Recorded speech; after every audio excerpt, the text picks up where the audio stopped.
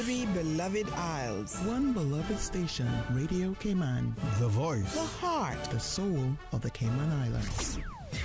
For the Record is brought to you by Vamped Motors, the only authorized Ford and Toyota dealership serving the Cayman Islands. Coca-Cola, available across the Cayman Islands from Tortuga Distributors. Accept no substitutes. Taste the feeling with Coca-Cola. Brand Source Home Gallery, inspiring luxury. West Bay Pharmacy, taking care of your health. And JN Money. From abroad to yard. Fast, affordable, convenient. Doctors Hospital. Peace of mind is important when life happens. Doctors Hospital. Always there for you. Call 949-6066. This is For the Record with Ort Connor.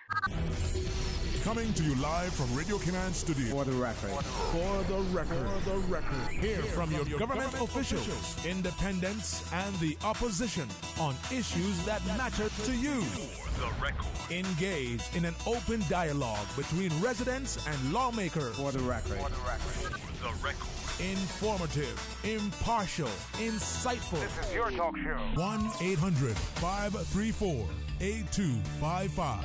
Your calls, your input. This is For the Record. And now, your host, Ort Connor.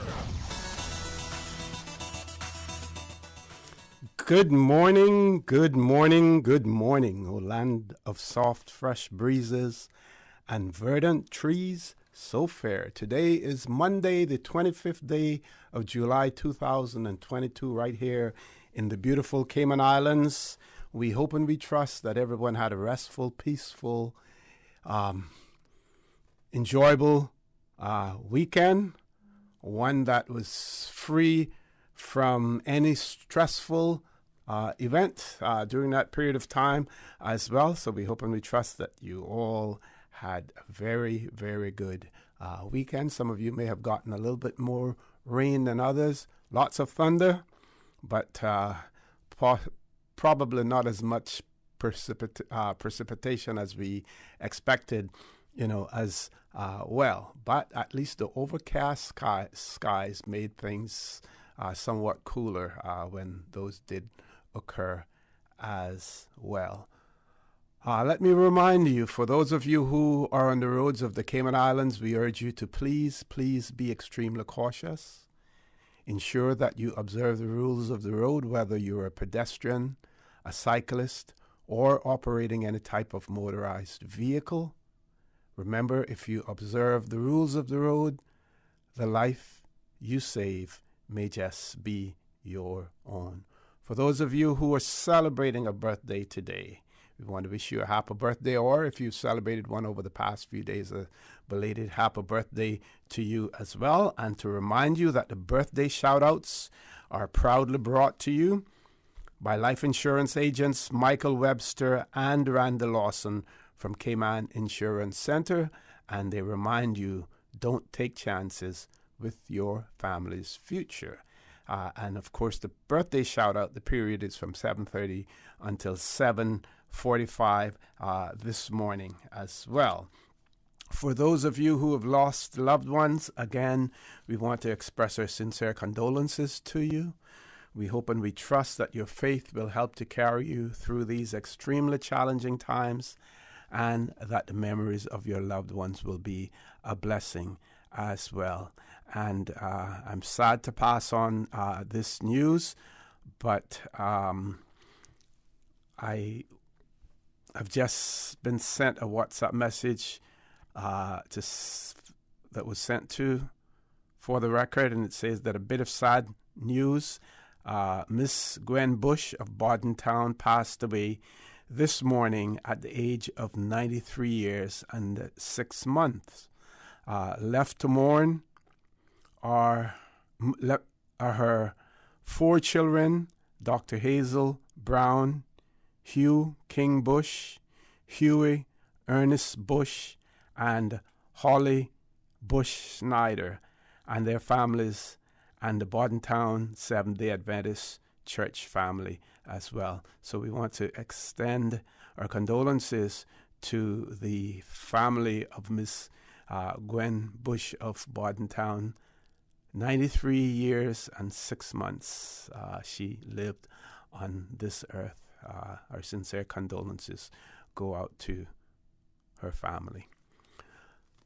For those of you who are ill and you're either at home or at a medical facility here in the Cayman Islands or overseas, we wish you a speedy recovery as well.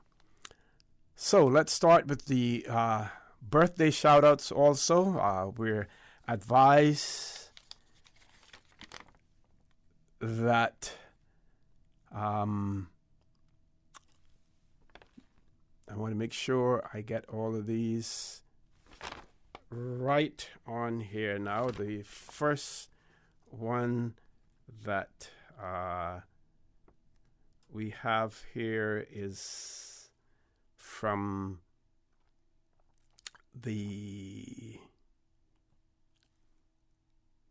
yes, here we go. So Miss Keisha Morgan, she's celebrating a birthday today.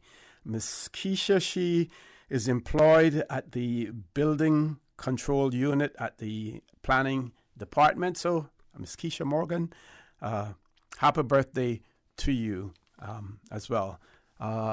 Any of those, we haven't found any of the Facebook ones yet, Miss Susan. But meanwhile, sorry? Okay, and we have belated birthday greetings to Jerrine Connor in the BRAC. So Jerrine, belated happy birthday greetings to you. Some of the celebrities who were born on this date, we have Matt LeBlanc. He, of course, is best known for his performance as Joey in the TV sitcom Friends. And of course, that's a TV sitcom that has been heavily criticized for not having too many people of color on that show as well. Other notable persons, and this is a name that is still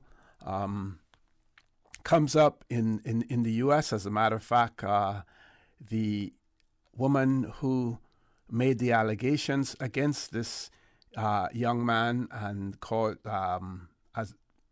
which resulted in his death is apparently still alive. I think she may have written a book, and she's now contradicting some of the things that were said in court and being attributed to her. And of course, this young man's killers were found not guilty in a court in the South, so you would know, what that would mean. In the 1950s, Emmett Till, he was born in 1941, Chicago, Illinois.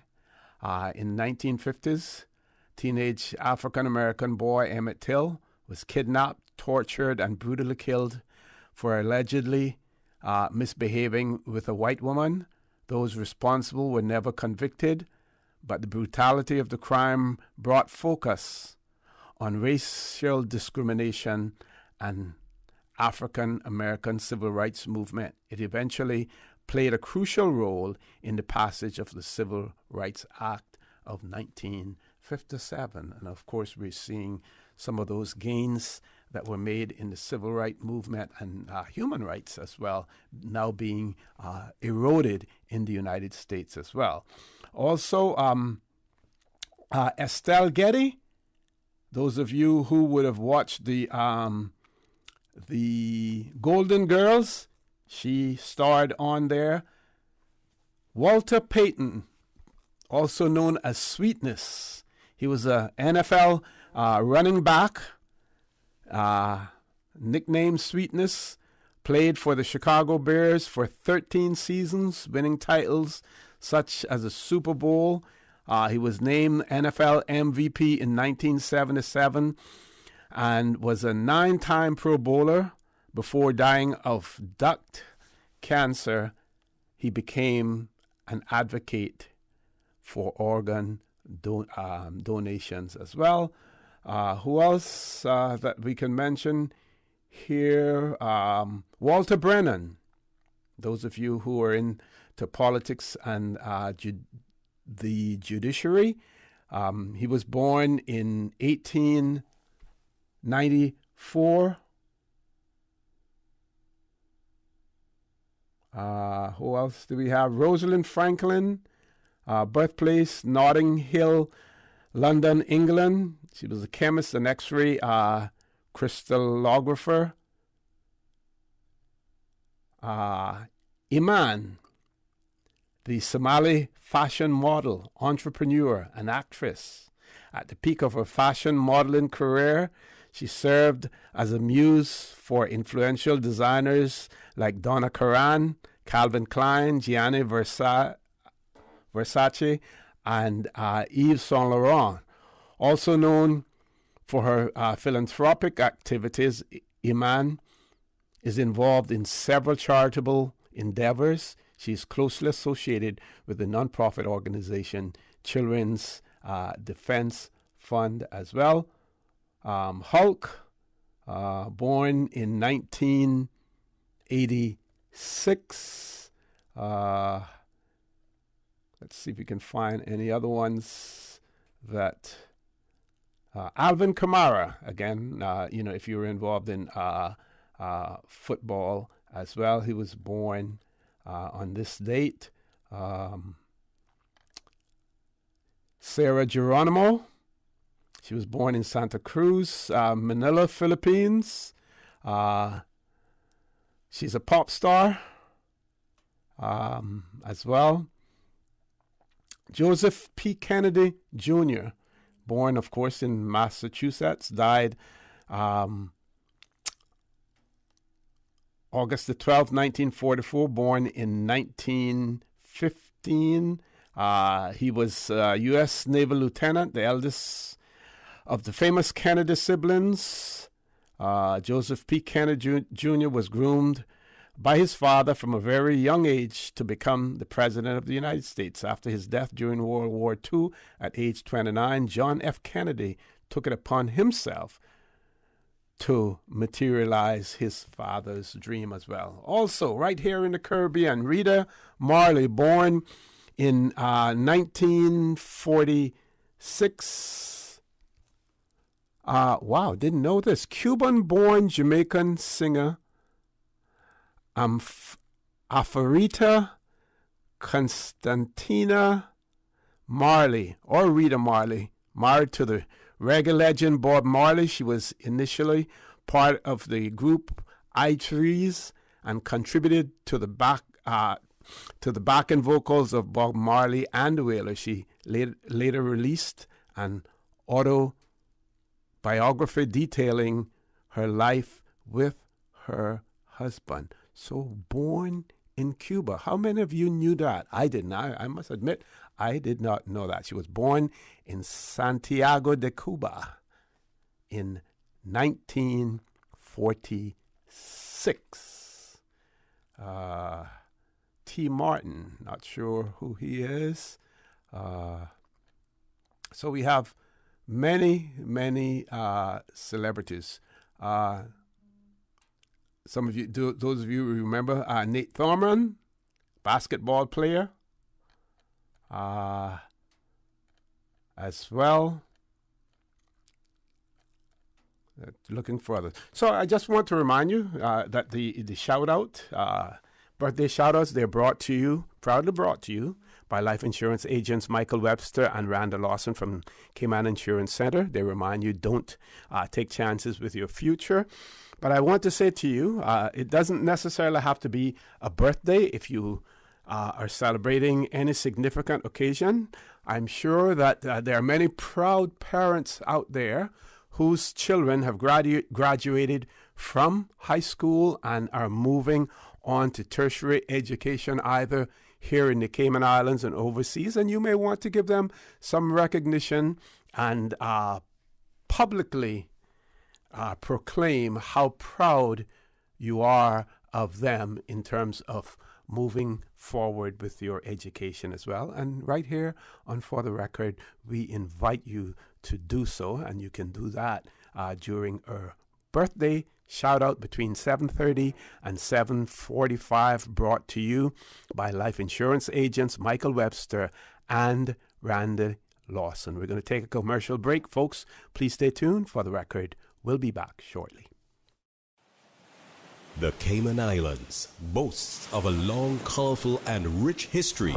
In tribute to our roots, Radio Cayman, the voice of the Cayman Islands, is pleased to bring you the Historical Vignette Series, brought to you by Rotary Central. For more than 110 years, Rotary members have used their passion, energy, and intelligence to take action on sustainable projects. The Cayman Islands, He hath founded it upon the seas. A significant development or lack thereof in Cayman Islands history is the absence of archaeological evidence of Amerindian settlements. Archaeologists searched starting from the 1920s when Mr. Jesse Fuchs came to the island until 1994 when archaeologist William Keegan explored the shores and caves around Grand Cayman. However, this did not prove productive as no evidence of previous human occupation was found. The Amerindians of the Caribbean have been long known to have excellent maritime skills, traveled long distances, settling in Jamaica, Cuba, and the Isle of Pines, but there has been no proof of settlement in the Cayman Islands. It is almost incomprehensible that these proficient mariners would have simply missed the existence of these islands. A more believable prospect is that the islands did not have much to offer the previous visitors, given the absence of fresh water, edible foliage, not to mention the abundance of crocodile guardians that were present here. Since 1993, Rotary Central has worked diligently each year to provide quality bus shelters to our community. A traveling convenience to our school children, the elderly, young people going to work, guest workers, and visitors using the public bus. We, Rotary Central, help you, our advertisers, make it happen. Your marketing dollar travels a far way. Positioning your message, your product, your services, your presence in over 83 bus shelters. Every dollar you spend, every advert you place helps to build another bus shelter, providing modest comfort for Cayman travelers. Reserve space now on the only billboard medium in the Cayman Islands. Email rotaryshelters@gmail.com. rotaryshelters@gmail.com. The Bus Shelters, a partner in community convenience. Another inspiration program by Rotary Central Cayman Islands. Radio Cayman's Historical Vignettes was brought to you by Rotary Central. For more than 110 years, Rotary members have used their passion, energy, and intelligence to take action on sustainable projects.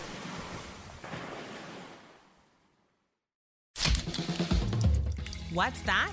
No sugar, same amazing taste? Coca-Cola Zero Sugar is here to stay. No one can stop me when I taste the feel. Classic taste, pure satisfaction. Be sure to stop into any Tortuga location and get your own case of Coke Zero. Or grab an ice-cold one straight from the cooler. Brought to you by Tortuga Distributors Limited. Coca-Cola, taste the feeling, Cayman. We think it's time you crossed over to a new vehicle. And with the Toyota Corolla Cross now at Vant Motors, you have plenty of reasons to make the switch. The crossover body and hybrid engine is a sleek design in a sturdy structure with a spacious interior that opens to extensive cargo space. Stuck in traffic? The high-performance self-charging hybrid system automatically switches between gas and electric vehicle mode, helping you lower both fuel costs and carbon emissions. The Corolla Cross has full LED lighting inside and out, an integrated display audio system with energy monitor, and a dual-zone climate control system to ensure comfort for all. Test drive the new Toyota Corolla Cross Hybrid today at Vant Motors, Walkers Road. At Doctors Hospital, we know life happens, and usually when you least expect it. So when unexpected medical issues arise, you need quality care close to home. Located in the heart of Georgetown, our accomplished team of physicians and medical staff treat minor urgent conditions such as migraines, chest and abdominal pain, shortness of breath, burns, broken bones, open wounds, and more. 24 hours, 7 days a week with no appointment necessary. Peace of mind is important when life happens. At Doctors Hospital, we're always here just for you. Need to speak to someone? Call 949-6066. Make your house into a home Welcome to Brand Source Home Gallery, your source for premium products and a premium experience. We'll design and install your dream kitchen with crafted cabinets, complemented with elegant appliances. We'll fill it with quality houseware and cookware. Custom designed closet and storage solutions organize and beautify any area. And with the finest bedding, you'll get a perfect night's sleep knowing Brand Source Home Gallery has everything you need to make your house a home. Superior Auto is pleased to announce the grand reopening of the new Superior Auto Apprenticeship Center on Seymour Drive. New opportunities, new beginnings, a new home for Caymanian youth seeking career training and certification in high-demand trades such as automotive repair, AC, refrigeration, and so much more. Put the value in your pocket. Fun fact, the average hourly rate for a tradesman can be 4.5 times the minimum wage. The Superior Auto Apprenticeship Center is a not-for-profit program. Accepting applications from June 20th to July 20th. Contact 949-9570 or 525-9571 to apply today. The Superior Auto Apprenticeship Center, successfully building the next generation of hardworking Caymanians since 2010. Hi, I'm life insurance agent Michael Webster. And I am Randy Lawson from Cayman Insurance Center. Proud sponsors of the birthday shoutouts on For the Record. Whether you're another year older or just a year wiser, making sure your family is protected is a pretty wise choice. I'm Michael Webster at 925-5433. And I am Randy Lawson at 322-2145. Give us a call today to find out how you can better secure your family's future. Cayman Insurance Center, protecting you and your family so you can take back your future. System 1 loaded. 1-800-534-8255. What is on your mind when it comes to the government, independence, and the opposition? Issues that matter to you. 1-800-534-8255. Waiting to hear from you. For the Record. This is For the Record with Ort Connor.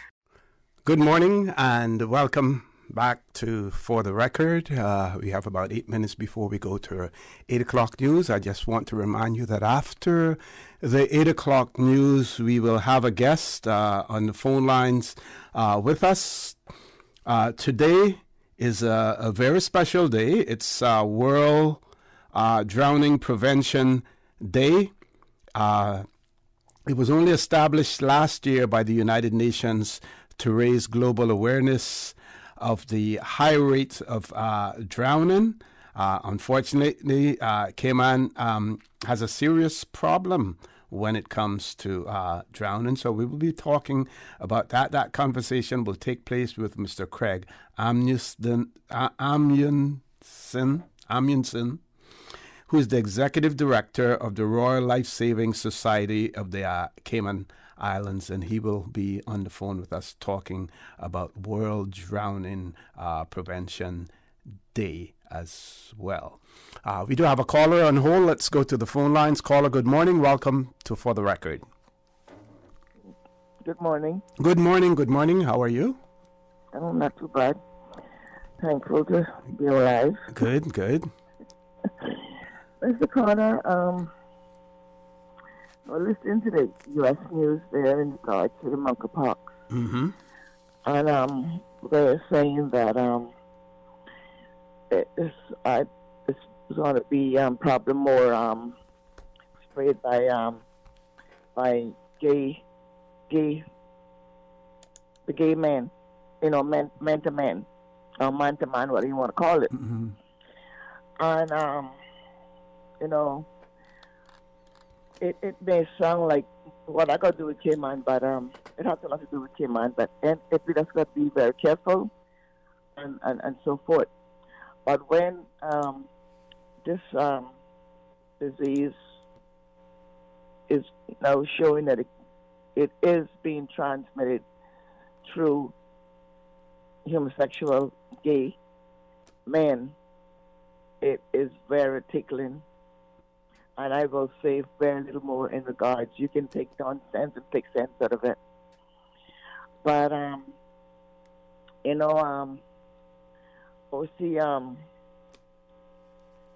America is saying that their people haven't learned yet how to dispose garbage. And we're having the same problem here in the Cayman Islands. They just throw it anywhere, you know? Mm-hmm. And they're now trying to put like a mesh or a guard across their drains so garbage doesn't go into the drains and block it up and so forth and so forth. You know, we have the same problem here. We got drains too that is collecting leaves and so forth.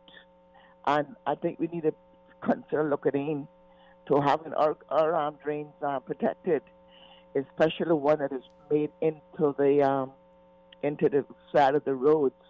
Upon that is practice open and anything can just slide down into that. You see where I'm coming from? Mm-hmm. Yeah.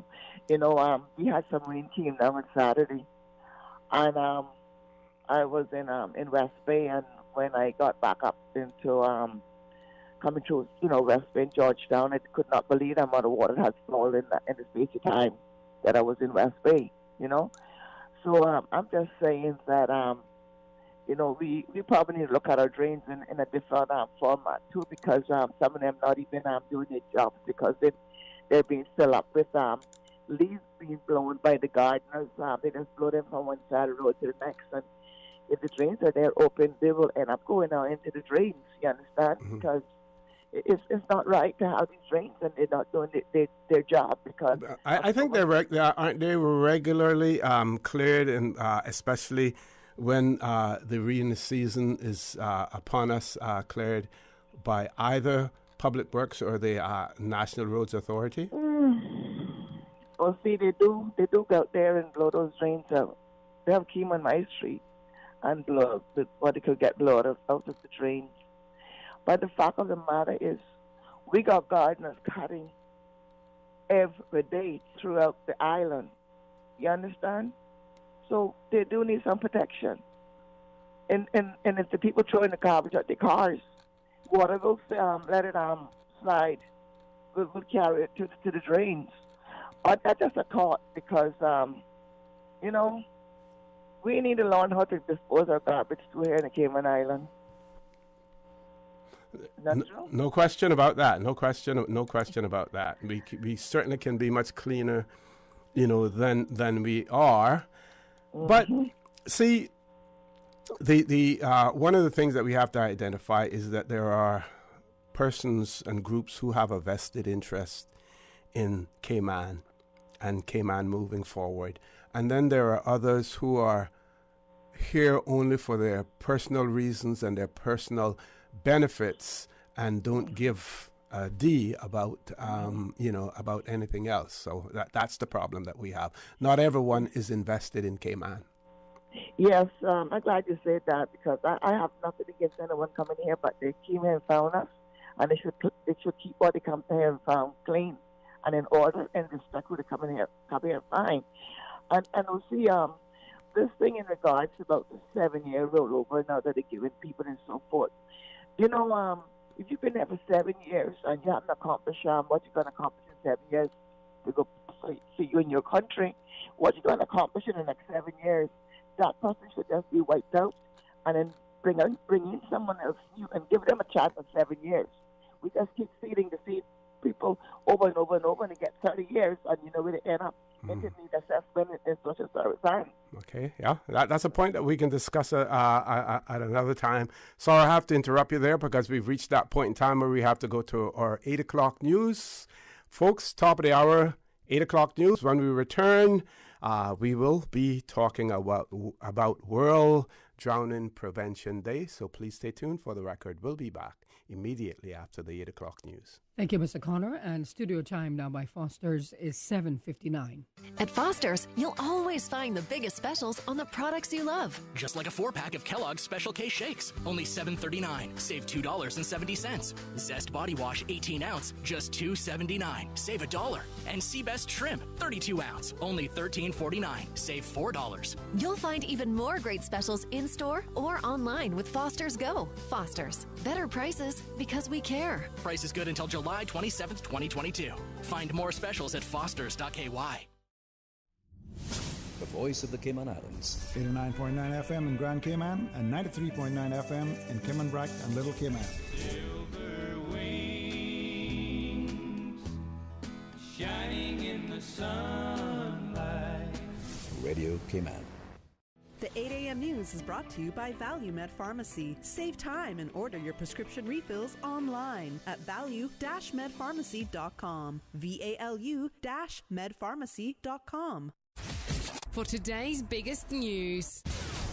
Radio Cayman, the voice of the...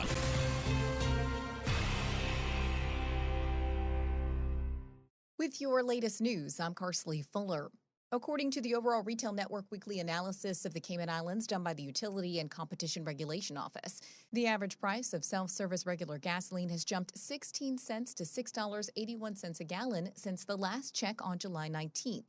Premium self-service gasoline is now $7.08, a jump of 24 cents, while diesel has fallen a penny to $6.63 a gallon. For Grand Cayman, the cheapest self-service regular is reportedly being sold at Mike's on Walker's Road, where Off-Reg says it's $6.62 a self-service gallon. The average price for regular gas in Cayman Brac is $6.38. Folks on Little Cayman are still paying $7.16 a gallon. On the diesel side of things, Off-Reg says the cheapest self-service option is Refuel, where it's selling for $6.14 a gallon. According to AAA, the average price of gasoline in Florida fell to $4.08 USD for regular, $4.83 for premium. Log on to offreg.ky for a full breakdown. Several of Cayman's athletes are treated to words of encouragement from Cayman's leaders before heading off for international competition. Radio Cayman's Donna Bush has more. Well, some members of the 22-member strong Cayman Islands team heading to the Commonwealth Games in Birmingham, England, met Minister for Sports, the Honourable Bernie Bush, and Premier, the Honourable Wayne Panton on Friday morning. During the pep talk, this is what Minister Bush had to say. Try your best. Have a good time. Don't go out there and take no prisoners. Don't make anybody make a piece of fight from a small little island that we can't do anything. We always punch above our weight. Please, give it your best. Have a good time. Stay safe. Minister Bush and Cayman Islands Olympic Committee chef de mission, Janet Searsing, exchanged the national flag, a Team Cayman shirt, cap, and pin. Now, the 22nd Commonwealth Games will take place from July 28th to August 8th. Team Cayman, headed up by Mrs. Searsing, later shared a photo with Premier, the Honourable Wayne Panton. He shared his pride in them while congratulating them in front of the government admin building. The opening ceremony for the event is July 28th, and you can watch that and additional Commonwealth Games coverage on BBC TV or the BBC Sport mobile app. And a new date has been announced for Cayman's inaugural Coral Fest. Radio Cayman's Shanda Gallego reports. After much delay due to COVID-19 concerns, the Department of Environment, DOE, confirms the first ever Coral Fest is back on the calendar and with a new date, August 10th in the Governor's Ballroom at the Westin Grand Cayman from 5:30 until 7:30 p.m. The Stony Coral Tissue Loss Disease Skittle D response team says the free event is co-hosted by the DOE, the UK-based Joint Nature Conservative Committee, and other UK overseas territories, and is funded by Darwin Plus and UK's Conflict, Stability and Security Fund. It will focus on Skittle D and why it is such a threat to marine ecosystems in the Caribbean. Coral Fest will run in conjunction with an international Skittle D workshop for the Coral Conservation in the Overseas Territories working group that is being held at the Westin from August 9th through to the 12th. Attendees will get a chance to learn about Skittle D directly from regional experts and scientists from the Caribbean, as well as Western Atlantic UK Overseas Territories. Coral Fest will also include a number of informational booths, prizes, and coral-themed games. Shanda Gallego, Radio Cayman News. Now with a check of international news, here's the BBC, which will take us out of the newscast. I'm Carsley Fuller from Radio Cayman's Newsroom. BBC News with Jerry Smith. The UN's human rights chief overseeing Myanmar has accused the military authorities there of using executions to kill their way out of a crisis of their own creation. The comments came in response to the junta carrying out its first official death sentences in decades. Tunisians have been voting in a referendum on whether to make permanent the extra powers seized by President Kais Saied a year ago. The proposed changes to the constitution would subordinate parliament under the president and remove most checks on his authority. India has sworn in its first president from a minority tribal background. Draupadi Murmu, a member of the governing BJP, is only the second woman to serve in the largely ceremonial post. BBC News. The 8 a.m. news is brought to you by ValueMed Pharmacy. Save time and order your prescription refills online at value-medpharmacy.com. VALU-medpharmacy.com. Did you know that ValueMed Pharmacy has a free online prescription service? Managing your health and medical requirements has never been easier with ValueMed. Simply visit value-medpharmacy.com. That's VALU-medpharmacy.com and click the Refill Prescriptions tab on our website. Fill in the information for new prescriptions or refills and choose your preferred pickup location. ValueMed on Walkers Road or Town. Then bring in your original prescription from your doctor when picking up. There's no need to stand in line and wait for your prescription. Save time and pick up prescriptions at your convenience by visiting value-medpharmacy.com. That's VALU-medpharmacy.com. Stay in touch with Radio Cayman for the latest in news and information. Follow Radio Cayman on social media, Facebook, Instagram, Twitter. Download the Radio Cayman app or log on to our website, www.radiocayman.gov.ky. Radio Cayman, your voice, your choice, your radio. Ransomware, DDoS, malware, phishing. If you don't know what those mean, you're not alone. But if you aren't protected against those cybersecurity attacks, then your business is at risk. Don't leave your data or your business vulnerable. Get Digicel Business Protect. Simpler, smarter cybersecurity. Visit our website, www.digicelbusiness.com, to request a callback or call us now on 623-2499. The following is a special announcement from the Cayman Islands Civil Service Association.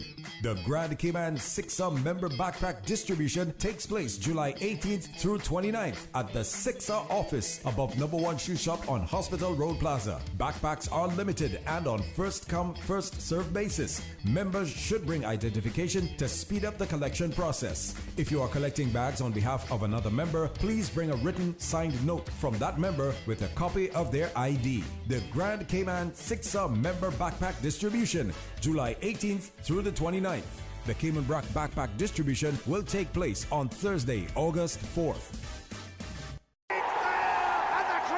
Cricket, lovely cricket. You are invited to the Jamaica 60th Independence Cricket Festival on Sunday, July 31st at the Smith Road Oval from 12 noon to 6 p.m. when Jamaica Masters Invitational will take on the World 11 Masters in the first match. The second match will see Jamaica versus the rest of the World 11. Bring out the whole family and enjoy a day of fun, festivities, and cricket. Lovely cricket. Sponsored by the Ministry of Youth, Sports, Culture, and Heritage, Cayman Islands Cricket Association, JN Money, Kingston 62, Hot 104.1 FM, Radio Cayman, and Breeze FM.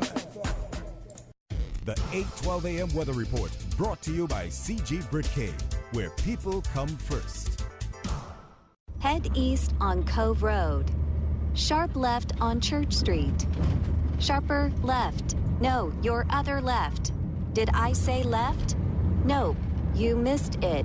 Okay, I'm lost. With money-saving bundling options for home and motor, we're like a GPS that doesn't steer you wrong. CG Britcay. Good like that. Let's stop and ask for directions.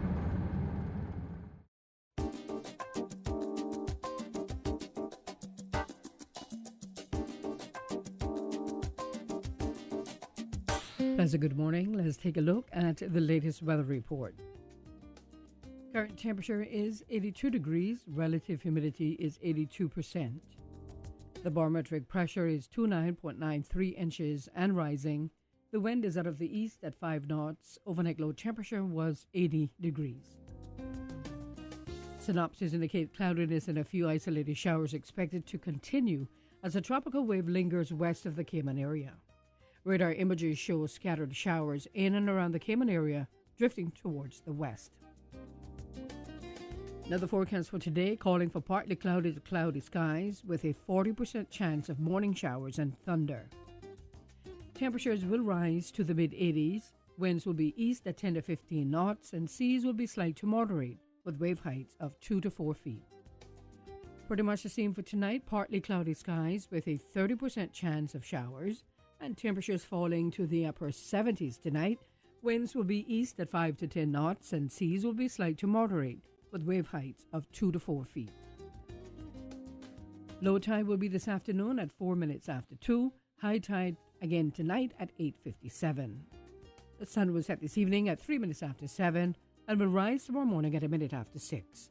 And the outlook is calling for similar weather conditions through Wednesday morning.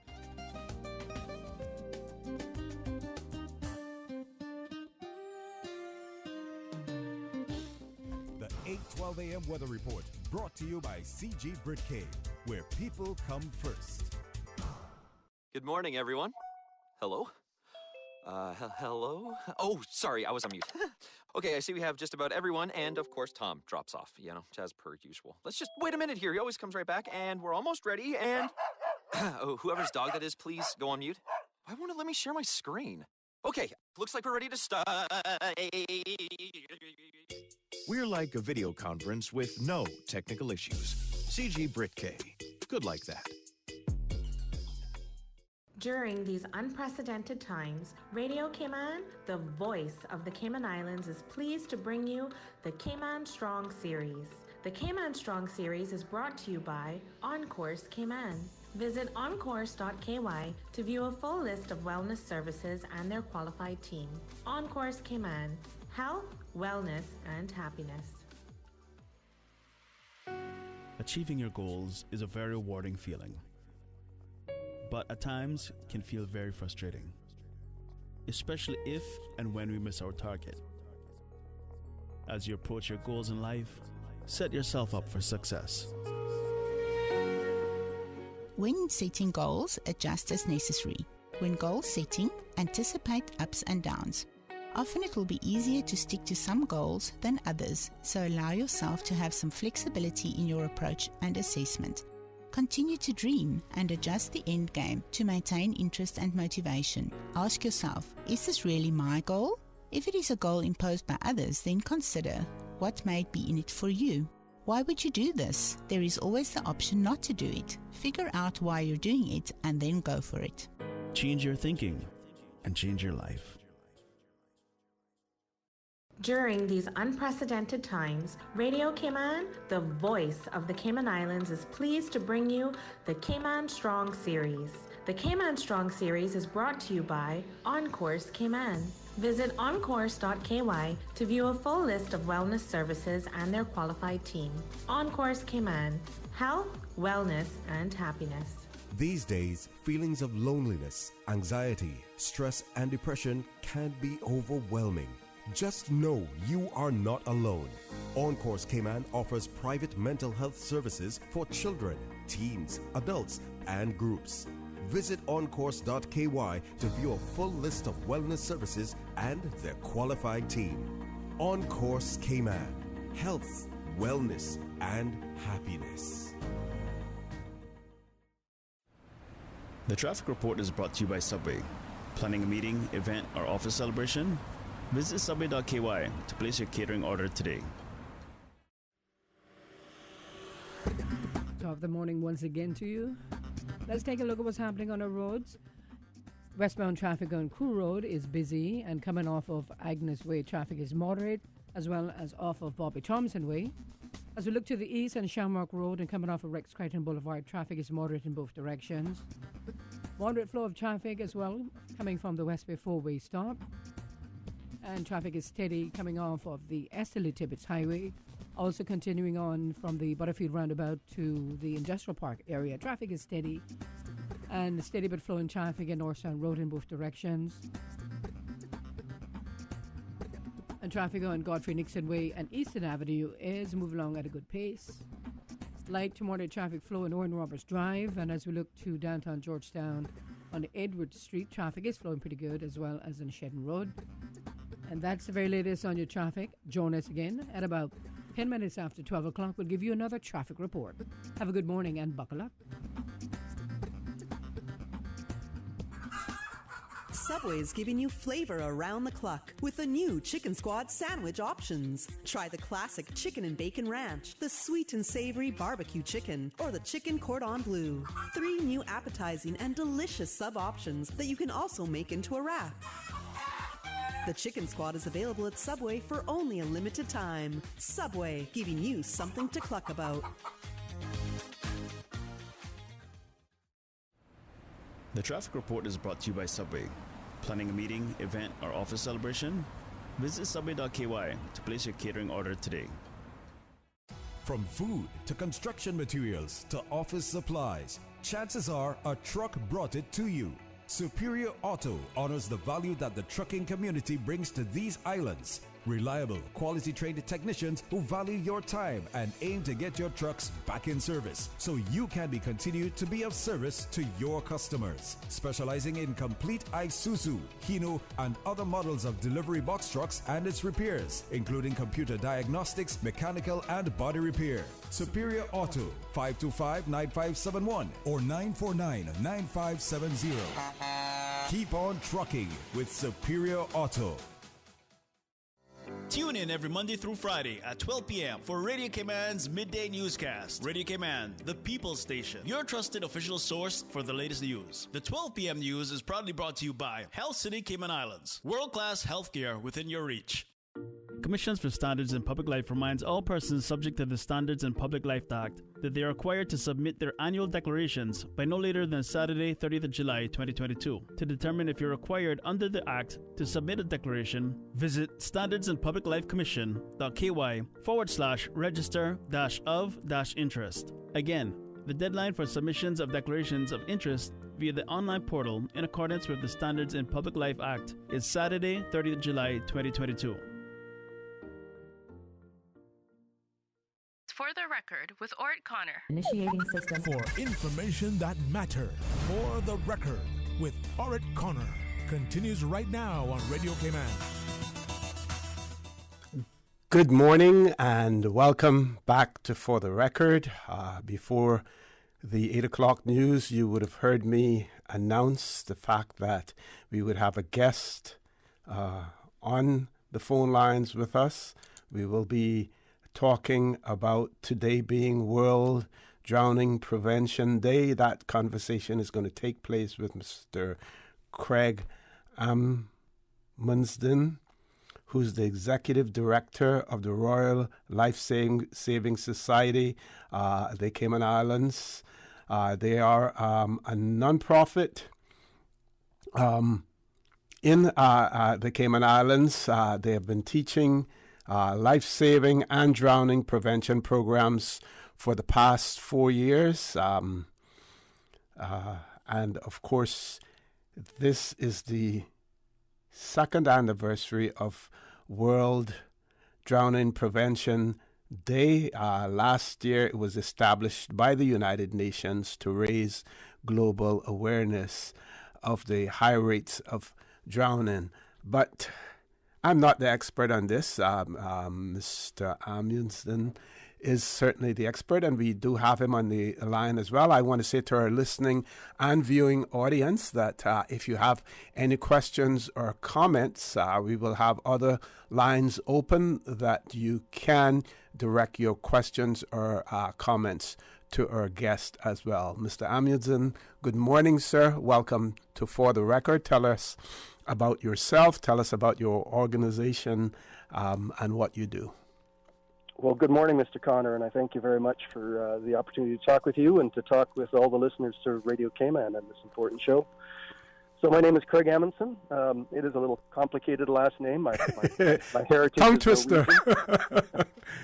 And I always tell people who are interested in nautical history and certainly Arctic exploration, I have a distant famous relative named Roald Amundsen, who was the explorer who was the first to reach the South Pole. Okay. And he discovered the Northwest Passage. And so occasionally you find people who are impressed by that. But that's one way to remember the last name. Certainly.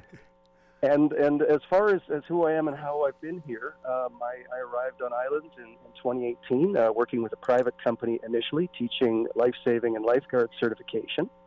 And all of my training, I'm from Vancouver, Canada, and I'm quite a bit older now, but when I was a young person, I started volunteering with the Life Saving Society in Canada.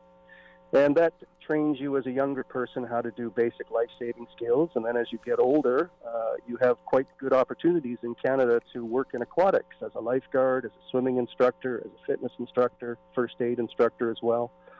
And those opportunities, I quickly noticed aren't down here. There is a lack of lifeguards. Many people have, quite comfortably said they don't think they're necessary down here. It's a beautiful island with beautiful water, and if people just look after their own safety, everything should be fine. But as I very quickly understood in 2018, as I was researching the opportunity to come down here, that you don't have that kind of water safety mentality, and you don't have people on the beaches looking out for not only local swimmers but also the hundreds of thousands of tourists who come every year. You are going to have a higher rate of drowning than normal. And so that's what brought me down here. And the organization itself, many people are not familiar with it all down here, which was also a curious thing for me.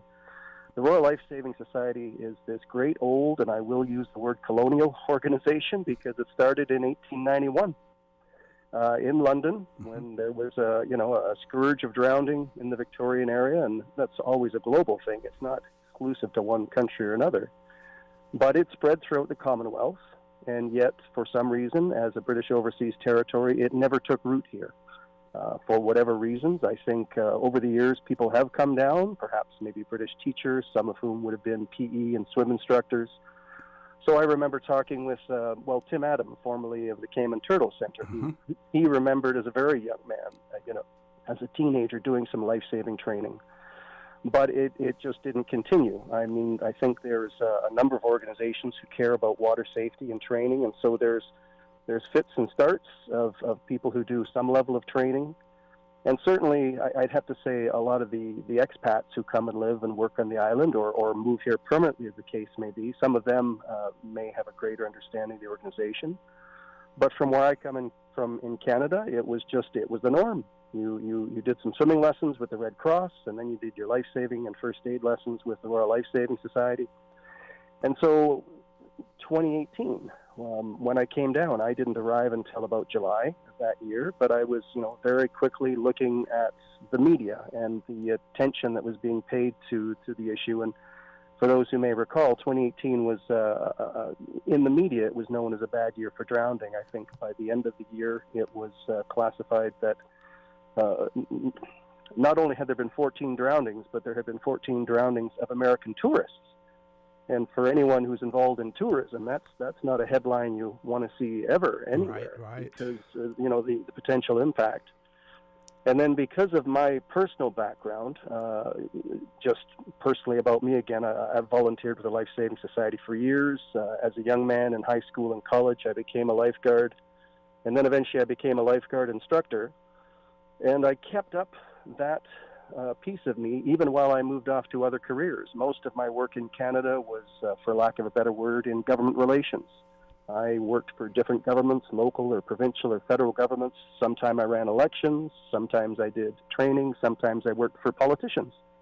So I was the chief of staff and executive assistant to a few different mayors around the Vancouver area. But every summer, I would go back to the beaches of Vancouver, where I maintained part-time employment, and I would teach the new class of lifeguards who wanted to work the beaches.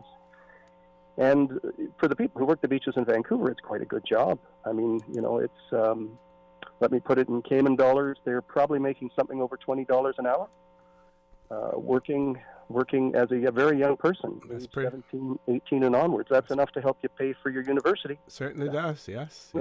That's what I did for myself.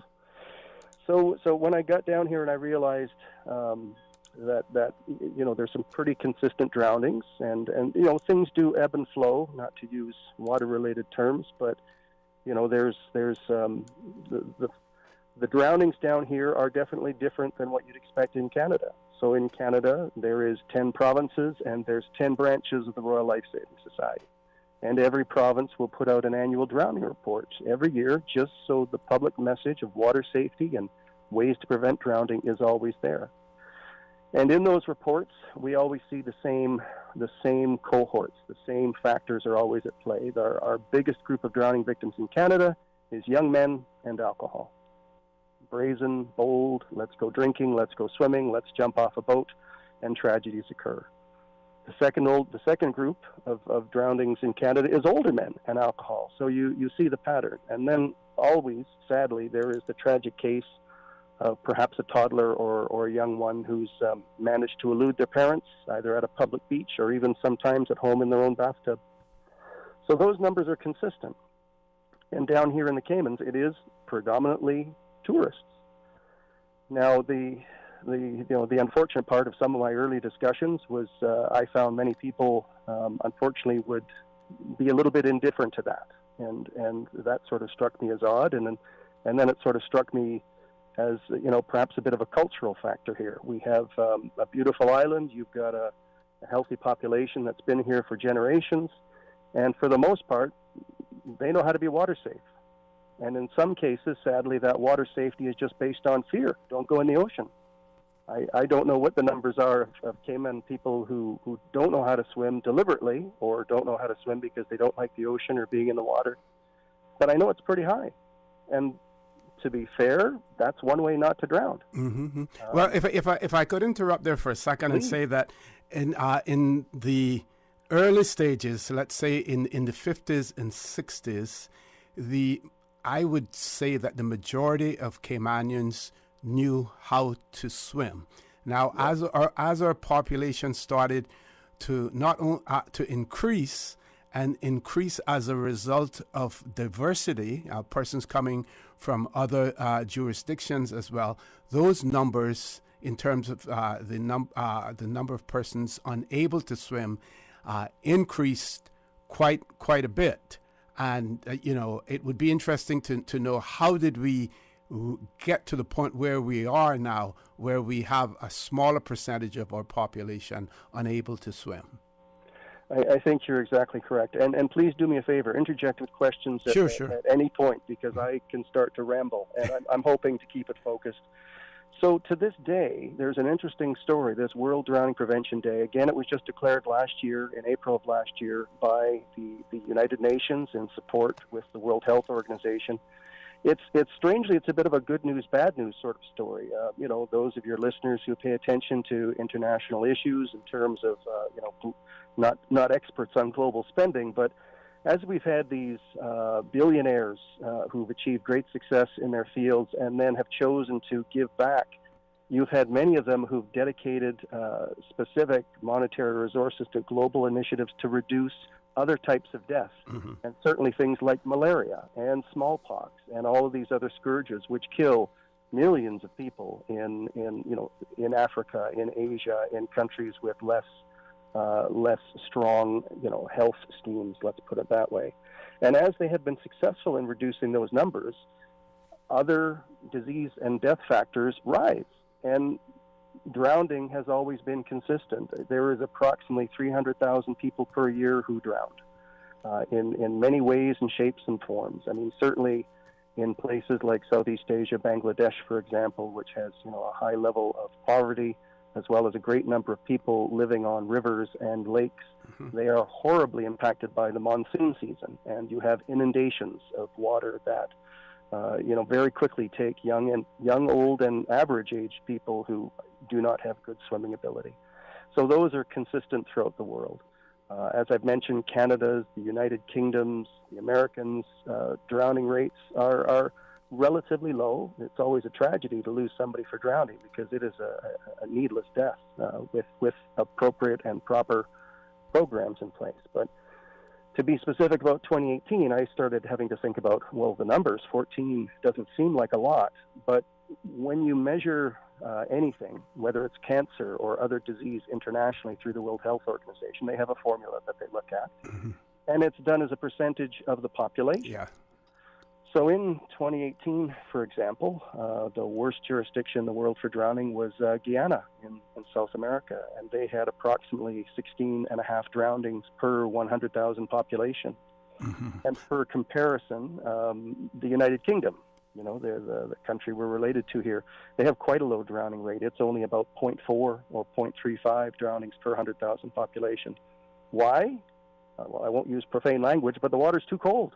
Who's going swimming in the North Sea? But, you know, that is still a credit to them. Yes, and in the case of Guyana, I mean, it is starting to develop now. They've come into oil money and everything, but a lot of the inland transportation is done by rivers as well, you know, using river boats. And as a result, you know, of that, that's why you would see the such a high rate. Now, we're going to take a commercial break, but when we return, if we switch back over to the Cayman Islands and we see the high rate of drowning, and you seem to have those figures at your fingertips as well, it would be interesting to know how many are actually local residents as opposed to tourists. And is there a concern about our high rates due to the fact of our tourism industry, our focus on tourism, and the number of tourists that we have in the Cayman Islands as well. So please bear that in mind. We're going to take a commercial break. When we return, the conversation will continue. Folks, please stay tuned. For the record, we'll be back shortly. What's that? No sugar, same amazing taste? Coca-Cola Zero Sugar is here to stay. Classic taste, pure satisfaction. Be sure to stop into any Tortuga location and get your own case of Coke Zero. Or grab an ice-cold one straight from the cooler. Brought to you by Tortuga Distributors Limited. Coca-Cola, taste the feeling, Cayman. JN Money, money touchdown. Send the money now, reach wow. You say you need some money, JN Money, I can send it in a hurry. Get through quick when you come collect your cash, or use your money card and swipe it in a flash. Send funds to any bank, yeah. Pay your bills quick, yeah. Low fees, you know what it, yeah. JN Money, we are pick, yeah. Send and receive funds at any JN Money location. It's fast, affordable, and convenient. Money touchdown with JN Money. Send funds to any bank, yeah. Pay your bills quick, yeah. Low fees, you know what it, yeah. JN Money, we are pick, yeah. Call 345-945-2014 for details. Available at JN Money locations across the Cayman Islands. At Kirk's Home Center, we can make your life much better. We got it all together. We got a great deal in store for you. From cookware to stereos, from power tools to plumbing supplies. Yeah, we got the best goods with the best price and a service to make you smile. Kirk's Home Center, we got a great deal in store for you. We are now in the hurricane season, and to survive a hurricane, you need to be informed. If you have been informed by official sources that a hurricane is approaching the Cayman Islands, and you live in a low-lying area that is prone to flooding or near the beaches, which may be swept by high tides or storm waves, please seek a safe place and high ground. If the only way for you to get to a safe place is a road that is also likely to be flooded during a storm, please leave home early. Don't run the risk of being stranded. This has been a public service announcement from your community station, Radio Cayman. System 1 loaded. 1-800-534-8255. What is on your mind when it comes to the government, independence, and the opposition? Issues that matter to you. 1-800-534-8255. Waiting to hear from you. For the Record. This is For the Record with Ort Connor. Good morning and welcome back to For the Record. It is our pleasure to have on the phone lines with us this morning Mr. Craig Amundsen, who is the Executive Director of the Royal Life Saving Society of the Cayman Islands. We're talking about World Drowning Prevention Day that was created by the United Nations. I posed a question for Mr. Amundsen before we went to the commercial break about the Cayman Islands and whether or not the fact that, one of the pillars of our industry here in the Cayman Islands, tourism, cruise as well as stayover tourism, and do the figures in any way, as far as drownings are concerned, in any way reflect that fact that we do have focus on our tourism industry. I also would like to share with you, and this is, I think it's from Loop Cayman, in June last month, the Minister J.E. Banks is quoted as saying, every hotel and condo should have at minimum 2 lifeguards on duty at all times on their properties. Tourism is an important sector of the Cayman Islands, and we must do everything to protect our guests and the experience they have on the island. So I just wanted to share that quote with you as well, Mr. Amundsen. Yes, I appreciate that. I'm looking forward.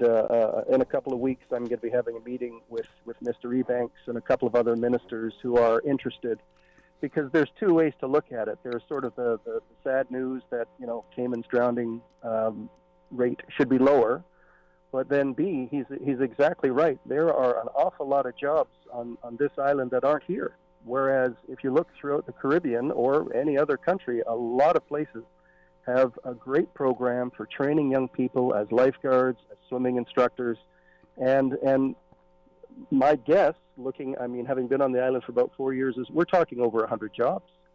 If the government was to say we are going to establish 3 or 4 public beaches that are going to have lifeguards, well, that's a substantial amount of employees right away.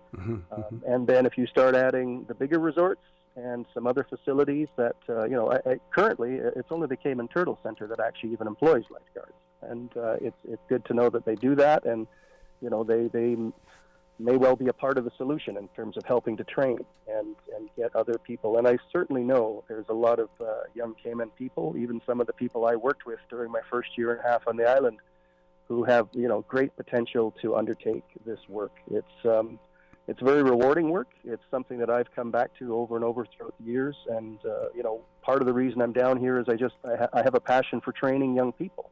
In about a half an hour, I start teaching a new course for life-saving. I'm actually speaking to you from Governor's Beach right now.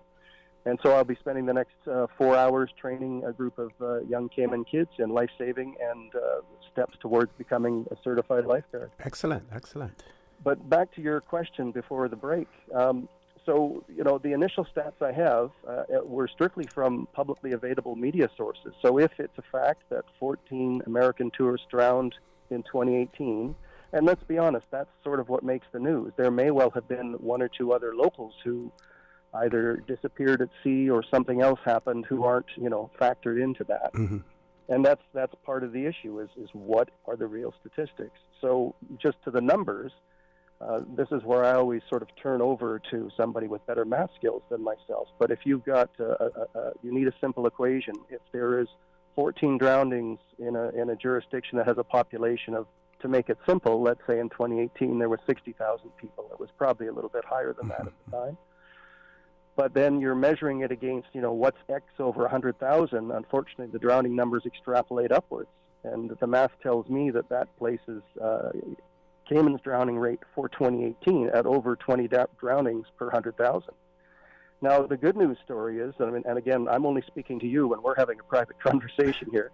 These aren't globally well known. I initially thought, well, I guess the Cayman's drowning statistics must be incorporated into the United Kingdom's. And as we mentioned, they're quite low, so they sort of disappear into the discussion.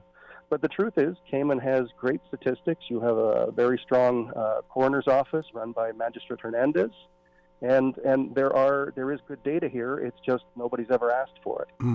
So at the risk of making myself very unwelcome here on the Cayman Islands, I'm doing what we do in Canada and what other jurisdictions do. Produce a simple document that says, here's what your drowning rate is. Here's the breakdown of males and females. Here's the locations the drowning occurred in. And here's the factors behind their drowning. You're not talking about anyone's personal details, obviously. You're just talking about age groups, gender, and the factors might be, again, was alcohol a contributing factor? Was it boating? Were people wearing life vests? Or ill health? Exactly, and that's the other factor, because many people always make the quick judgment that, well, if somebody was out for a long swim and they were in their 70s, they might have just had a heart attack. And that's always absolutely true. But, I mean, what if they were swimming in an area where there's somebody who could come and help them? And that's another factor that doesn't get collected very easily. There's a lot of people from Cayman who jump in the water and help out because they know how to help out when somebody is in trouble. And people will do CPR. There's some pretty good first aid training done on this island. And so there's very quick examples, but then there's not the follow-up. There's not the statistical, valid evidence. So that's the first project that we're doing, and that's what I like to trumpet about when talking about World Drowning Prevention Day. So we formed a partnership. I have a team for drowning research that includes the clerk of the coroner's court, a young Cayman man named Nathan Chesney, and it also includes Dr. Shravana Jayoti of the Health Services Authority, the chief pathologist for the Cayman Islands. So they are, of course, very interested in the subject matter because it's part of their work. Every time there's a drowning and there's jurisdictional issues about do we need to do an inquest or not. That's the work that's going on right now. So instead of just saying that Cayman has the worst drowning rate in the world, which probably changes over time, you're dealing with a situation where unless we get the real statistics, we are uncertain as to what the numbers are, and we're uncertain as to where to allocate resources. And I'm pleased that you mentioned the minister, because there are a lot of efforts going on locally. One of the ways I work and the way our organization works is to collaborate. And we are doing so with the YMCA, obviously, with the two gentlemen that I spoke about drowning research. But we're also looking at, what's the way to help the younger Cayman population.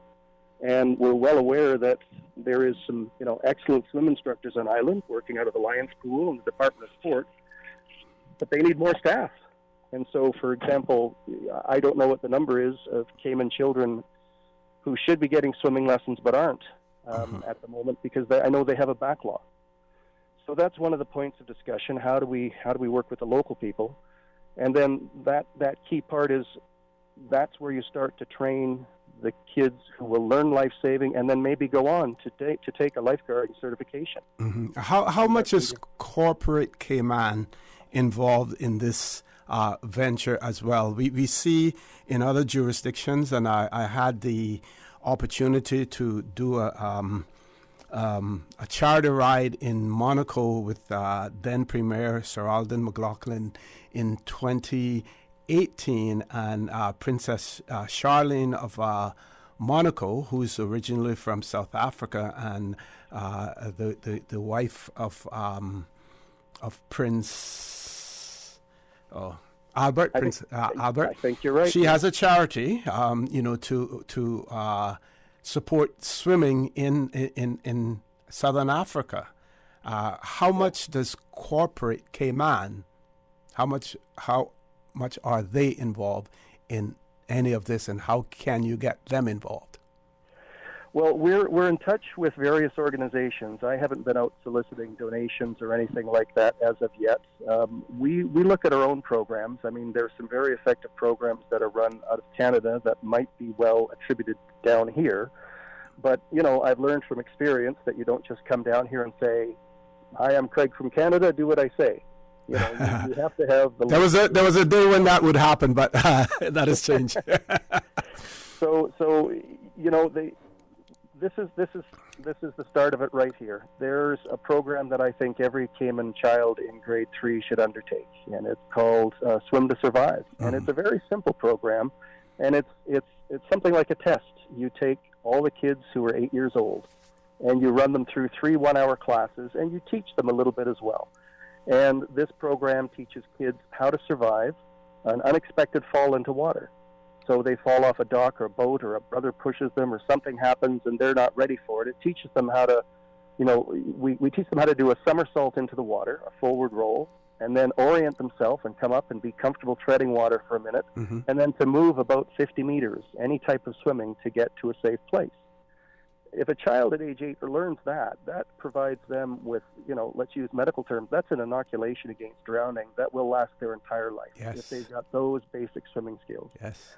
So something like that is going on right now, and I've been in touch with the Department of Sport swim instruction staff at Lions Pool, and they're going to start some programs this September where they're going to have a greater push for the younger Cayman kids.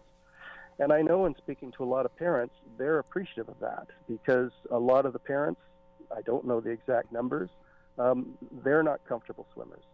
So in terms of how they, this is where the intergenerational fear comes in. And if the kids don't go into the water, they won't drown. But how many kids always listen to their parents, especially when they get a little bit older and they get a couple of friends who are a little bit more, risk-taking. So that's a local concern because, the other statistics that I mentioned, a lot of it is unclear. You might hear of a water-related incident through the media, but there's no follow-up.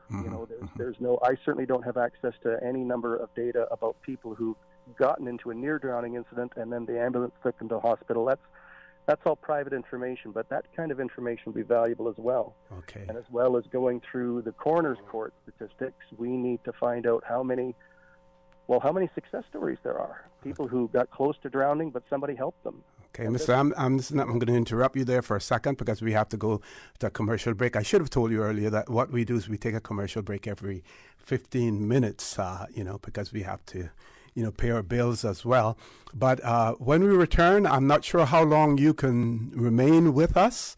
If you want to remain until 9 o'clock, if not, we would be more than happy to accommodate you up until 9:15, as well. So we're going to take a commercial break. Sure. I'm going to have to stop at 9 because I start teaching then. Okay. But I'm happy to talk to you as much as we can. Certainly. Okay. Folks, please stay tuned for the record. We'll be back shortly. At Doctors Hospital, we know life happens, and usually when you least expect it. So when unexpected medical issues arise, you need quality care close to home. Located in the heart of Georgetown, our accomplished team of physicians and medical staff treat minor urgent conditions such as migraines, chest and abdominal pain, shortness of breath, burns, broken bones, open wounds, and more. 24 hours, 7 days a week with no appointment necessary. Peace of mind is important when life happens. At Doctors Hospital, we're always here just for you. Need to speak to someone? Call 949-6066. We think it's time you crossed over to a new vehicle. And with the Toyota Corolla Cross now at Vant Motors, you have plenty of reasons to make the switch. The crossover body and hybrid engine is a sleek design in a sturdy structure with a spacious interior that opens to extensive cargo space. Stuck in traffic? The high-performance self-charging hybrid system automatically switches between gas and electric vehicle mode, helping you lower both fuel costs and carbon emissions. The Corolla Cross has full LED lighting inside and out, an integrated display audio system with energy monitor, and a dual-zone climate control system to ensure comfort for all. Test drive the new Toyota Corolla Cross Hybrid today at Vant Motors, Walkers Road. Hi, I'm remodeling our bathroom. I have a few questions. Sure. What are some ideas to make my bathroom feel larger? How do I know if I'm picking the right vanity? How do I choose a new toilet or a new countertop? Also, the lighting is terrible. Can I put a window or a skylight? And do I really need an exhaust fan? You've come to the right place. At Brand Source, we custom design kitchen and baths, and our talented design team can help answer your questions. Whether you're looking for a modern, functional family bathroom or a luxurious personal retreat, we'll help create that beautiful space that makes your home yours. And if you're in a rush for a new look and have a limited budget, our ready-to-install bathroom vanities, built with solid wood and countertops of the finest materials, are a quick and easy remodeling solution. For the very best in custom-designed kitchens and baths, visit Brand Source Home Gallery on Dorsey Drive, Industrial Park, Cayman's Kitchen and Bath Center. Your Radio Cayman 6 p.m. news, Monday through Friday, is brought to you by Logic. Your life connected. For the record, with Ort Connor. Initiating system. For information that matter. For the record, with Ort Connor. Continues right now on Radio Cayman. Good morning and welcome back to For the Record. We have the pleasure of having on the line with us Mr. Craig Amundsen, who is the Executive Director of the Royal Life Saving Society of the Cayman Islands. He's going to be with us until 9 o'clock. You also heard him mention some of our service organizations. He mentioned the Lions Club. as well, and their involvement. When I was in the Cubs and in the Scouts, you got a swimming badge. You were able to earn your swimming badge by learning how to swim. We also know that in the Cayman Islands, that one way that either family member or friends taught you how to swim was they took you to the deep end. Not a swimming pool, because we didn't have many of those in my day. We probably had the Seaview that had a swimming pool, and the Padian Beach Hotel that would have had a swimming pool. We had no Lion swimming pool. So we swam at Hogstye Bay, or what we call Bar Bay. And they'd let you jump off into the deep, and they say swim or drown. Of course, they would never let you drown. We also know now that if you're going to be seeking to be employed by the Cayman Islands Fire Service, we heard them on Friday talk about the fact that you have to know how to swim. I have no doubt that if you're going to be trying to be a member of the Coast Guard, you will have to know how to swim as well. So how many other employment areas in the Cayman Islands would we need to know how to swim as well, and how this would help in that way? Just my thoughts on that. Back over to you, Craig. You're bang on point, and I'm pleased to let you know I've been in touch with several of those organizations, and some of them are looking at some increased training, not only in swimming but also basic life-saving skills. So, for example, I taught a cohort of the Cayman Islands Regiment in the last few months. Mm-hmm. All good swimmers, all competent and capable people with some first aid backgrounds. My personal goal, I'm one person here. It's still a pretty big jurisdiction and population. Mm-hmm. My goal is to train other people, Cayman people, how to do this training and continue it on. And you build the legacy that way. And there's a few different ways we do it. One is, I haven't mentioned this too much, but we're the organization that will actually honor people who have taken part in a rescue, successful or otherwise. And I had a very good introduction to the population back in March of 2021, because at the inaugural class of the Coast Guard graduating group, one of my former staff was a smart individual who was fit and a strong swimmer, and also had studied first aid before. But within about a month after taking some of the life-saving training and lifeguard certification that we were doing, she rescued a baby girl from the bottom of a neighbor's condo pool, and she had to do CPR on this 2-year-old girl. And she was successful in bringing her back, and that little girl is alive and well today because of her effort. Great. Yeah, so I was able to nominate her for a Commonwealth Rescue Award, and we were able to surprise her because that was given out by the governor at the graduation ceremony of the first ever class. So that got me some attention and lots of people asking questions. I've been in discussion with the RCIPS. Obviously, they have a number of officers who sometimes are on beach patrol. That would be a good cohort to have some strong swimming and some good rescue skills. And we're in touch with anyone and everyone. And we do partner, as I mentioned, the YMCA. So the training at the Lions Pool, that's currently Department of Sports staff who do swimming instruction. And we're working with them to basically just get more training done. Earlier this year, I should mention it this way too. I referenced the fact that the Royal Life Saving Society is a bit of a colonial organization. So it is Canada's responsibility as a large country to assist smaller jurisdictions in the Western Hemisphere, basically. Obviously, the United States doesn't need our assistance. We might argue that sometimes, but that's just neighbors. But so there are expert trainers from the Royal Life Saving Society Canada that go to different jurisdictions and assist them setting up their own life-saving programs. And so, for example, I have, there's a positive story quite recently as they update drowning statistics globally. Our neighbor Jamaica right now has a drowning rate that's lower than Canada, the U.S., and the United Kingdom because, of course, they're a bigger country. They have legislation. They have required training. The lifeguards on their beaches all go through a pretty rigorous program, and then they're forced to go through a test to receive a license. Now, that all would take quite a bit of time and effort to get into place here, but it's an aspirational model. If they can do it and have a drowning rate that's at, 0.3 drownings per 100,000 population, and Cayman Islands is over 20, there's some work to be done. Mm-hmm. And so it's a strong message, but it's a necessary one. The other thing that, I of course I'm talking to you, and this is public, but this is a problem that has to be solved locally. It's not going to be me coming in and saying you must do this. It's going to be me working with the local partners to help get the training and then train the trainers, because I can speak about all my years of experience, but if I don't speak Cayman, some of the nuance is going to be lost. And so that's part of the goal. Mm-hmm. But again, in terms of those figures, there are I have a few WhatsApp messages here, and what their concern is whether or not these figures are being skewed, because there are probably less Caymanian residents drowning than there are tourists, and how do we correct that situation? Because the feeling is that there are more tourists that are contributing to those figures. Well, and the truth of it is, the statistics aren't for Caymanians drowning; they're just for drownings in general. Yes, mm-hmm. and that's what needs to be reflected.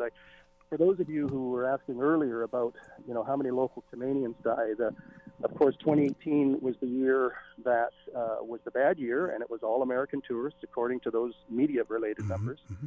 But January of 2019 was a horrible year. There was 3 drownings in January 2019. One was a young Cayman girl who got away from her parents. Yeah. Another one was an older gentleman.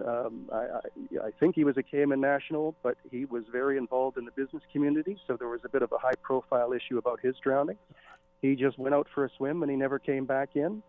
And then there was another drowning, which may or may not have been a tourist. I don't remember yet, but this is part of the discussion, and I hate to say it, but this is the discussion that needs to happen on an ongoing basis, because the drownings will occur, and they will occur to tourists, which, correct me if I'm wrong, somebody else will know this better than me, but I would say the number one employer of Cayman nationals is the tourism industry, if it's not government. Right, other than government, yes. Mm-hmm. Yeah. So the last thing we need is for, a big American news story to say Americans are drowning in the Cayman Islands. We need to stop that. We need to be proactive and get ahead of it now. And I mean, the argument that might succeed in making government take a stand is employment. If we can provide 100 jobs in the next 12 months that aren't here right now for local Cayman young people, let's do it. Mm-hmm, mm-hmm. I have spoken to many of the larger resorts, and you do get a common refrain from them. Frequently what they'll say is, well, if we had lifeguards, then we'd be liable for the drowning. And they think that's what will cause the lawsuit. You asked about corporate sponsorship. But aren't they liable if they don't have them as well?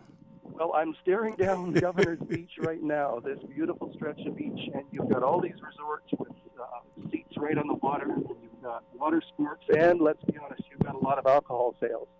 If that doesn't give an organization liability, I don't know what does. Yes. It's just simply a matter of nobody has sued yet, which is very surprising considering all those American tourists are drowning.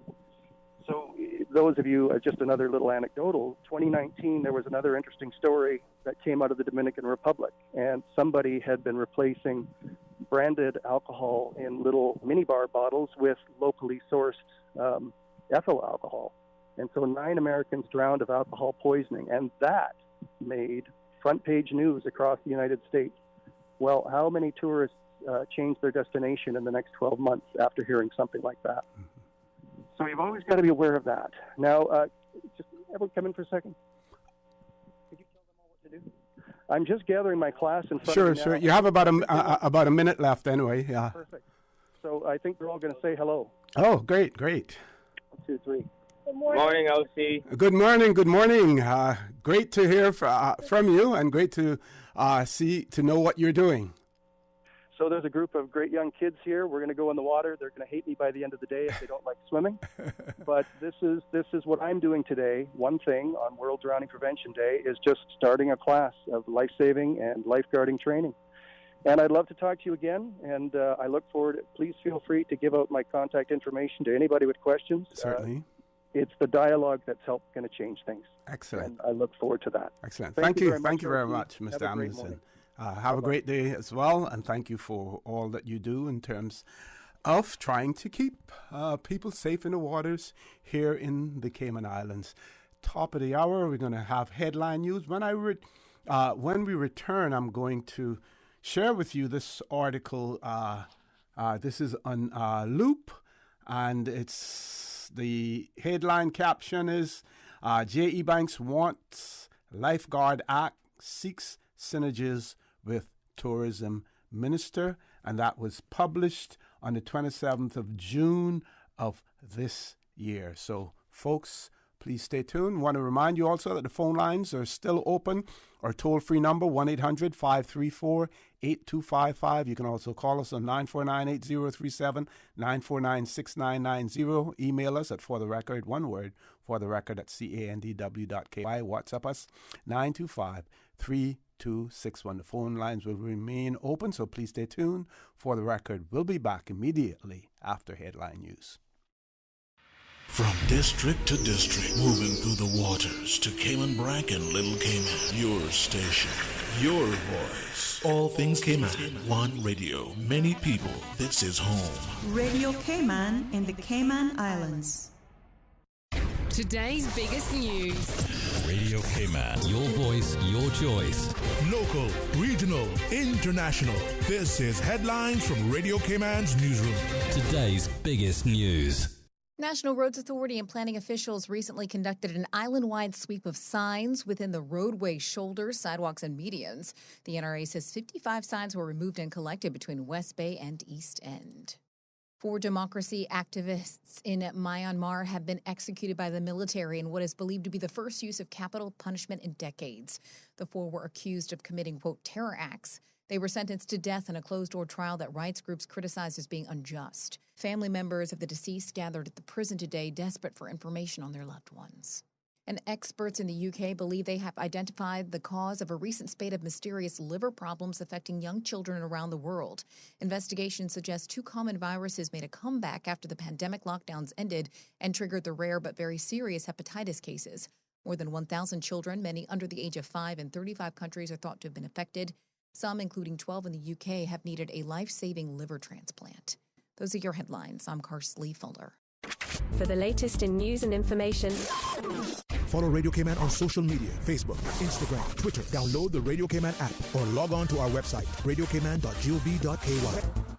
For the Record with Ort Connor. Initiating system. For information that matter. For the Record with Ort Connor. Continues right now on Radio Cayman.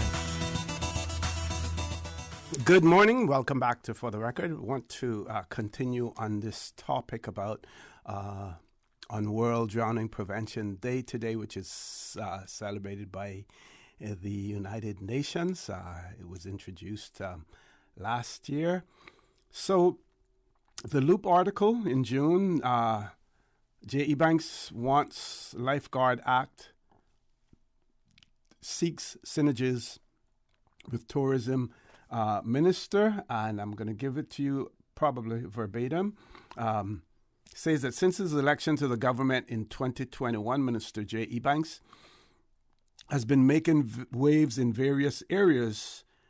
Not to be outdone, the minister is now planning to bring a Lifeguard Act to Parliament, or alternatively, introduce changes to hotel licenses that will require mandatory lifeguards to be on duty at all times. Ebanks says he plans to make this proposal to the Parliament along with his colleague Kenneth Bryan, Minister for Tourism, in order to address the rise in the number of water-related deaths in Cayman recently. And the proposed changes, what they are, to tackle the concerns related to loss of life in or underwater. Minister Ebanks said that it is important for stakeholders that cater to large numbers of visitors or residents in connection with water-related activities to create a safe environment for their guests at all times. Regarding this, he is quoted as saying, every hotel and condo should have at minimum a minimum of 2 lifeguards on duty at all times on their properties. Tourism is an important sector of the Cayman Islands, and we must do everything to protect our guests and the experience they have on island. Minister Kenneth Bryan agrees and is expected to discuss the issue further with hotel and condo providers in the hospitality industry to get their feedback and buy-in regarding this important issue. Says to emphasize the importance of the matter, Minister Ebanks stressed that, quote, lifeguards do more than just watching people in the water, close of quote. In fact, they are some of the most important assets that supplement our enjoyment of the sea. Minister Ebanks is right too, because as according to Premier Aquatic Services, a comprehensive aquatics service company overseas specializing in aquatics programming, lifeguarding, and CPR/AED, the first aid training. Lifeguards spend their time monitoring conditions, analyzing each swimmer's capability, and ensuring the safety of everyone near the water. Their goal is to prevent injury and protect each swimmer. And here's another quote, says that whether it's at the beach or the pool, drowning is a risk whenever you are near the water. Even the most talented swimmers can have a medical emergency in the water requiring rescue. With children who may have varying skill levels, potential hazards, and ever-changing conditions, a lifeguard's ability to provide a water rescue is vital to everyone's safety. From cuts and burns to drowning and heart attacks, lifeguards are often the first responder in a poolside or beach emergency. Those were things. As it relates to employment, and you heard Mr. Amundsen talk about the potential for employment of Caymanians in that industry, and I'll have a little bit more to say, about that as well. How do we ensure that Caymanians are employed in that industry, and not like everything else that we do here, where we create opportunities, but then those opportunities are extended by way of work permits. So, employment. With the number of professional Caymanian swimmers having international success over the years, Minister Ebanks and Minister Bryan believe that lifeguarding can also create job opportunities for Caymanians. In addition to professional Caymanian swimmers, other Caymanians who love the water and who are willing to be trained to be a lifeguard could pursue this opportunity.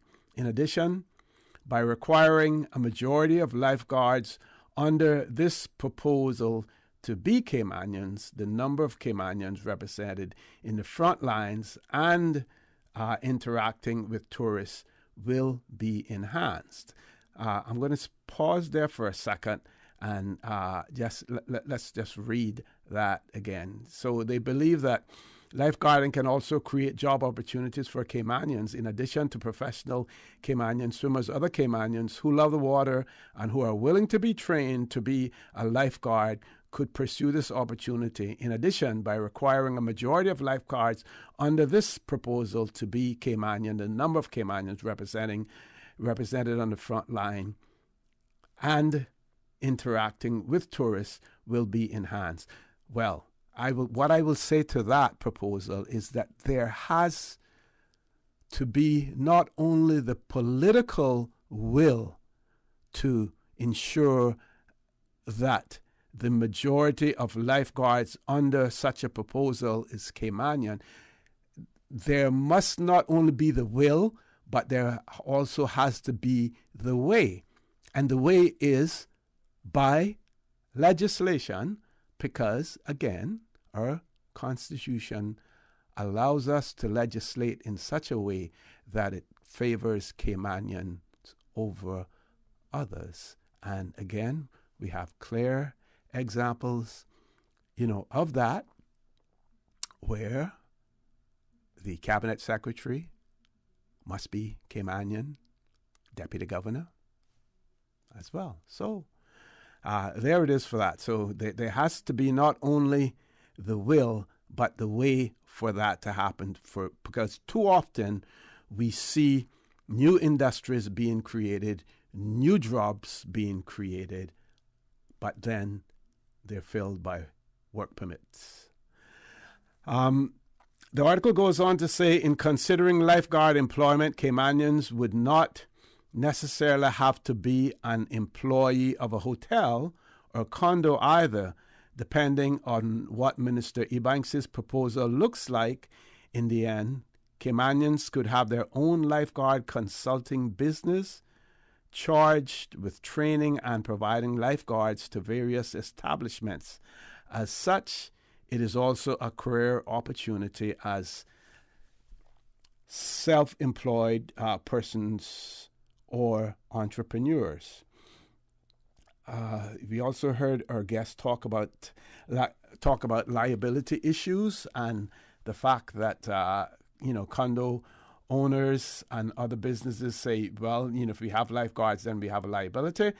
This article says hotels and condos who may be asked to hire lifeguards or entrepreneurs providing lifeguarding services would also need to have proper ongoing training in place for their lifeguards. One of the reasons for this is to ensure that lifeguards improve their life-saving skills on a continuous basis and remain competent. Another, less obvious reason is to avoid or lessen the likelihood of negligence claims arising in relation to the performance of lifeguard duties. One overseas company, Schaus Law Group, who say that they deal with lifeguard claims, explains that claims can arise in a number of scenarios. These include where the lifeguard fails to supervise the water attentively for drownings or situations in which other injuries may occur, or whether the lifeguard is overly tired and is not able to adequately perform the duties of the job, or leaves the stand when not authorized to do so, or leaves without having another person take the seat. In addition, issues can also arise where the lifeguard is not properly trained in life-saving techniques such as first aid or CPR, or comes to work intoxicated by alcohol or drugs, or is hungover and unable to concentrate, or fails to have life-saving devices nearby, flotation devices, first aid kits as well. There's more to this article, pretty long. But we do have a caller on hold. What we're going to do is we're going to take the commercial break, and then we will take the caller as soon as we return from the commercial break. Caller, hang in there. Quick commercial break. When we return, we will take your call. So please stay tuned. JN Money, money touchdown. Send the money now. Reach wow. You say you need some money, JN Money, I can send it in a hurry. Get through quick when you come collect your cash, or use a money card and swipe it in a flash. Send funds to any bank, yeah. Pay your bills quick, yeah. Low fees, you know what it, yeah. JN Money, we are pick, yeah. Send and receive funds at any JN Money location. It's fast, affordable, and convenient. Money touchdown with JN Money. Send funds to any bank, yeah. Pay your bills quick, yeah. Low fees, you know what it, yeah. JN Money, we are pick, yeah. Call 345-945-2014 for details. Available at JN Money locations across the Cayman Islands. Make your house into a home Welcome to Brand Source Home Gallery, your source for premium products and a premium experience. We'll design and install your dream kitchen with crafted cabinets, complemented with elegant appliances. We'll fill it with quality houseware and cookware. Custom-designed closet and storage solutions organize and beautify any area. And with the finest bedding, you'll get a perfect night's sleep knowing Brand Source Home Gallery has everything you need to make your house a home. Do you have a customer shutoff valve installed? The customer shutoff valve enables you to turn off the water between the meter and your property. If you plan to shelter away from your home or are preparing your business for a storm, turning off the customer shutoff valve can prevent unexpected high water bills and property damage should a leak occur in your plumbing. For more useful hurricane preparedness tips, visit the Water Authority's website at www.waterauthority.ky or follow us on social media. Hello, Cayman. Please join me, contestant number 6, Chloe Pari-Doxy, and our 7 lovely contestants at this year's Miss Cayman Islands Universe pageant on Saturday, 6th of August at the Westin Hotel. Doors open at 6 p.m., show starts at 7. Tickets are available at Funky Tangs and Funky Monkey. Huge thanks to our corporate sponsors, Ministry of Tourism, Radio Cayman, Compass Media, and Cayman Airways. For the record, with Ort Connor. Initiating system. For information that matters. For the record, with Ort Connor. Continues right now on Radio Cayman. Good morning and welcome back to For the Record. We're going straight to the phone lines as promised. Caller, good morning. Welcome to For the Record. Pleasant morning, Mr. Connor. Just calling in relation to the swimming issues. Yes.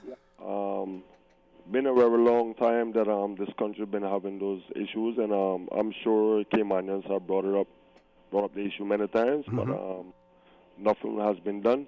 And I think all of those lifeguard jobs should be created for Caymanians.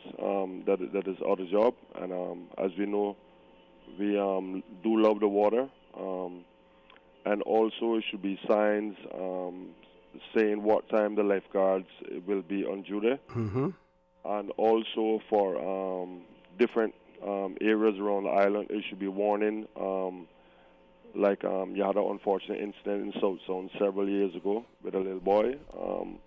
That area there, the current is very strong, so they should have signs at different areas telling you what about the current, how Spots Dock was. Yes, and the gap between Spots Dock and the public beach there, Yes.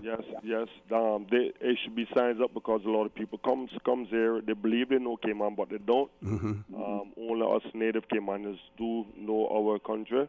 Some of us. So they should put the signs up in those areas where the current is very rough to warn people that don't know, because Caymanians know. We pass the information on to different generations, you see, so that's a good thing.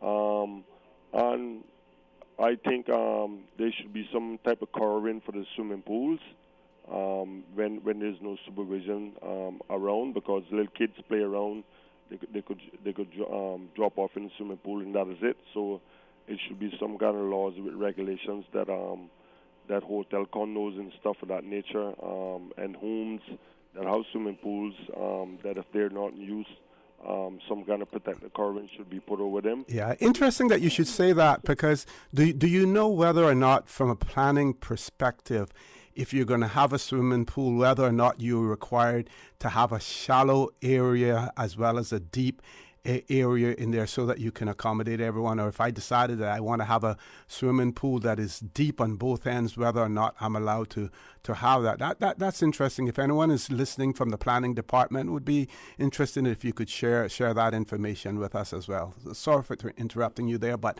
you brought up a good point there. Yes, sir. I think is from one end to the next is the one end starts from like a couple of feet, then the deep part is like about 6 or 7 feet. Air swimming pool is I think is like that. Maybe some smaller ones it is have shallow areas for that same reason. But I think it should be within the planning law, some kind of amendment to do with with safety covering for swimming pools when there's no supervision around. Yes. So that would save a lot of kids and what have you, or people that don't really know how to swim. And it's a different balance with salt water and swimming pool water too, also. Buoyancy, yes.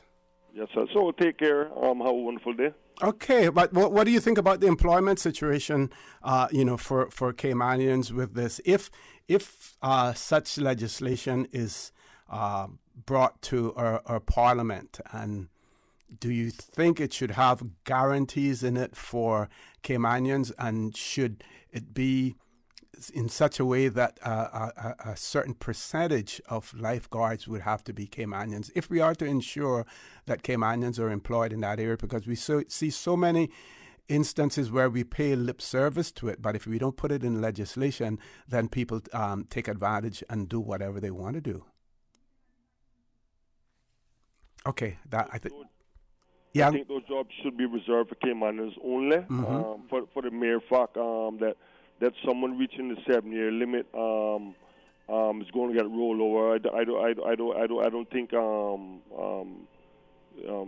people from expatriates should be allowed to have that job. Caymanians could be trained in first aid and what have you, and then it will lessen the unemployment of Caymanians. Because every job is exemptions in regards to foreigners, so they could use the loophole in that and continue employment when a native Caymanian could continue to have that job. Yep. For as long as possible. So nice being on your show. Take care, sir. Have a wonderful day, and I continue listening to your constructive conversations. Thank you very much for calling and engaging in the conversation, with me as well. Thank you very much for that. Any other callers on hold, Ms. Susan? Let's put the next caller through. Caller, good morning. Welcome to For the Record. Good morning. Good morning. How are you? Hi, Orit. This is Donna. I'm very well. So interesting to listen to your show today, Orit. I really want to say that the previous caller had really great ideas. I live on the South Sound, and the strong current signs are gone missing. So he's already saying that, we should be getting them back there. Or the other thing that I want to say is I've been in Cayman 32 years, and what brought me here was the drowning of my fiancé in another Caribbean island. Oh, wow. I'm so sorry to hear that. God's blessing, he landed me in Cayman. Or what I want to say to the listeners is, listen, it's not just old people and tourists and children that are drowning. My fiancé was 27 years old, fit and healthy. Wow. So let's help Craig with what he's doing. I teach water fitness. I see him there with the kids. It is fantastic, and I really hope Cayman will step up and that Minister Ebanks and we'll really get into this. Okay, yeah. So do you have any suggestions, based on what you know, how government can, other than the suggestions that they have made about lifeguards and stuff like that, how can government contribute more to our success in ensuring that these numbers are decreased, but also that persons have the proper abilities to swim? Sure, I think government actually needs to mandate it. Don't give big business a choice, the hotels. And I like what the previous caller said. You post the lifeguard is here from 10 to 4 or whatever. But I think the government needs to pass this as I'm not political but in the Legislative Assembly, so that it doesn't get swept away by the big condos or hoteliers who don't want the liability. Come on, it's people's lives, And as somebody who's lost somebody drowning while away on a Caribbean island, it changes your life forever. So I would love to see government pass this as a non-option. Yeah, from a reputational standpoint, we have so much to gain from it if we're, able to point out all of these programs that we have and what we're doing to ensure that the number of water-related deaths remain as low as possible. That's right. And one of the things that brings people to Cayman is our higher level of safety, and we need safety extended to the water now. And I think people are going to feel even more secure coming here. Yep. Reputation is everything. It certainly is. It certainly is. I'm off to teach water fitness. I'm actually going to see Craig in the water with those young kids in about half an hour. Excellent. Great to hear from you, Donna. Please stay safe, and thanks for all that you do as well. Much. Thank you very much. Okay. Bye. For that. Bye now. Okay. Any other callers on hold, Ms. Susan? Okay. So, just to mention also, we talk about pools. Speaking to someone the other day, and I won't call a name, but we certainly have resources here and in the Cayman Islands. I am told that the pool at the Clifton Hunter High School is underutilized. If that is so, that is amazing. It is worrisome as well, because we hear what Ms. Donna is doing, in terms of, fitness and stuff. We know what Craig is doing. We know that there are similar government programs that are in place as well. I'm not sure what the Red Cross, Cayman Islands Red Cross, is doing in this area as well. But to have a swimming pool underutilized in the Cayman Islands, it is a shame and a travesty if that is correct. Have we built a school and have a pool in there just to say that we have it, or should it be utilized to its maximum potential? That is the question, and we hope and we trust that happens. I have a little peeve, and I'm going to mention it here. It may or may not generate some conversation, but those of you who are employed in the tourism industry, the hospitality industry, and in particular either at guest houses or at hotels. We notice that, and one of my listeners brought this to my attention as well, that they notice some new terminology, or whether it's new, I'm not sure, that is being utilized in the tourism, in the hospitality industry. And it has to do with certain occupations, and they refer to as front of house and back of house jobs. So, if you're doing a particular job, it may be identified as in the front of the house or in the back of the house. Now, the person's take on that is that it appears to hearken back to the days of slavery and the big house. So the mere fact that house is being used, and the front of house and back of house being used, that it harkens back to the days of slavery. I don't know who invented the terminology here in the Cayman Islands for those particular jobs, but I would say to you and the persons who shared this with me, their view of it is that they would hope that such terminology, that there should be a rethink as far as the use of that terminology, because it really harkens back to the big house and the whole days of slavery. Now, that may not be the intention of those institutions that use those terminologies, but it is something that people feel that you may want to reconsider using that terminology. We see, where the Pope is now. The Pope is in Canada. And one of the things that he's in Canada doing, he's there apologizing for some of the atrocities that occurred in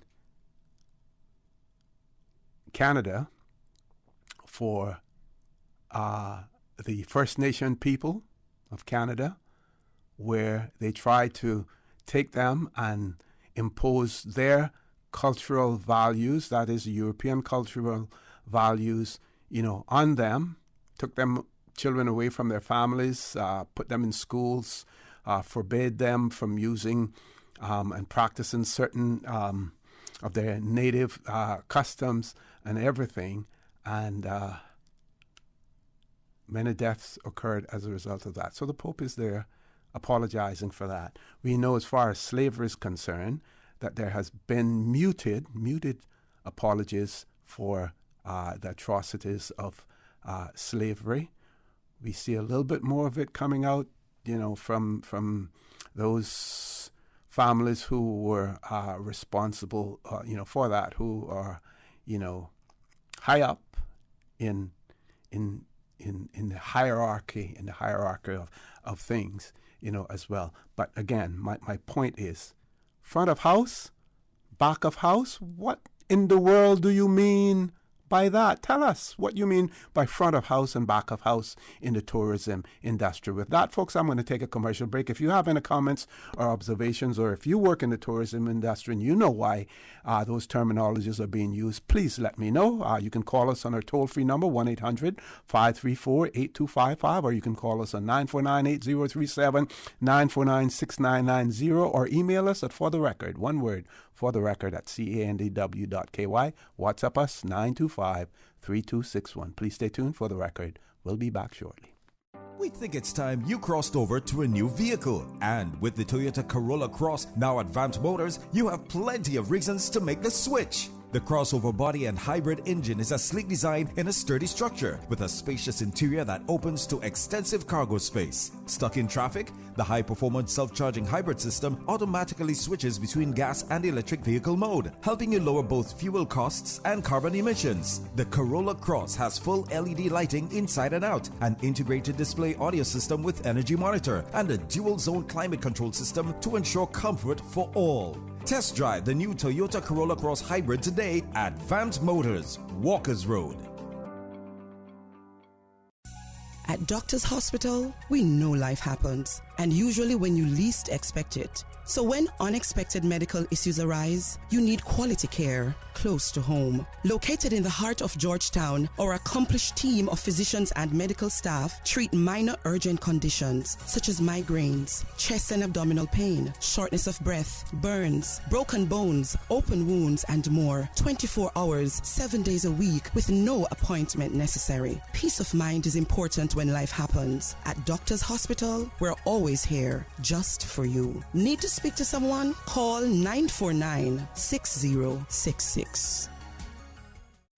Tune in every Monday through Friday at 12 p.m. for Radio Cayman's Midday Newscast. Radio Cayman, the People's Station, your trusted official source for the latest news. The 12 p.m. news is proudly brought to you by Health City Cayman Islands. World-class healthcare within your reach. Cricket, lovely cricket. You are invited to the Jamaica 60th Independence Cricket Festival on Sunday, July 31st at the Smith Road Oval from 12 noon to 6 p.m. when Jamaica Masters Invitational will take on the World 11 Masters in the first match. The second match will see Jamaica versus the rest of the World 11. Bring out the whole family and enjoy a day of fun, festivities, and cricket. Lovely cricket. Sponsored by the Ministry of Youth, Sports, Culture, and Heritage, Cayman Islands Cricket Association, JN Money, Kingston 62, Hot 104.1 FM, Radio Cayman, and Breeze FM. For the record, with Ort Connor. Initiating system. For information that matter. For the record, with Ort Connor. Continues right now on Radio Cayman. Good morning. Welcome back to For the Record. We do have a caller on hold, so let's go to the phone lines. Caller, good morning. Welcome to For the Record. Good morning, Gussie. Good morning. Good morning. How are you? Hey, pretty good, thanks. Just driving in and heard your comments there. Yeah, that's something in Canada. Hope going there. So apologize. after all these many years of all of that. I never really realized that Canada had a much of that as well. Yes, we're barely hearing you though. I know that if you're driving, you're probably on speakerphone, so we do understand. No, I was just remarking about the Pope going to Canada. Yes. Regarding the tribal situation there, mm-hmm. and how that was, and not realizing that Canada had a touch of that baptism, as we would call it, I suppose, finding a nicer term. Yeah. Well, what you find is that when you have a minority group that ends up in a country, and they start to dominate the majority of people by imposing their values on them. In many instances, atrocities are committed in order for them to do that when they're trying to impose their cultural values and norms on a people. Yeah, and I think that's one of the things that has happened to us here. Mm-hmm. The modern day modern day one, yes. We got the modern day one from it. The other thing that came to mind, you had a caller there a while ago speaking about putting lifeguards and signs and stuff mm-hmm. around the place. One of the places that is most disturbing with that to me is up in East End where the two resorts are, especially the Wyndham and the subsequent condos that they have there, because that Collier's Channel can be extremely dangerous. And I think already this year we've had a death in that. And there's absolutely no signs there or anything to warn people about that place, and how dangerous it is. Mm-hmm, mm-hmm, mm-hmm, mm-hmm. And for being a resort, tourism needs to look into that and make sure that it is well posted. Yeah. And what we don't know is we don't know how many lawsuits may have been settled quietly or otherwise by developers or by the owners of these properties, because it may not, they just simply not on public record. Yeah, you make an excellent point. But it's just something that people just don't get. I mean, where I live, I always tell people, there's a channel out there. We were taught from early childhood, you don't mess around in that channel, mm-hmm. Because you could get in trouble. Yeah, we've had a death loss there as well, or a death occurred there as well,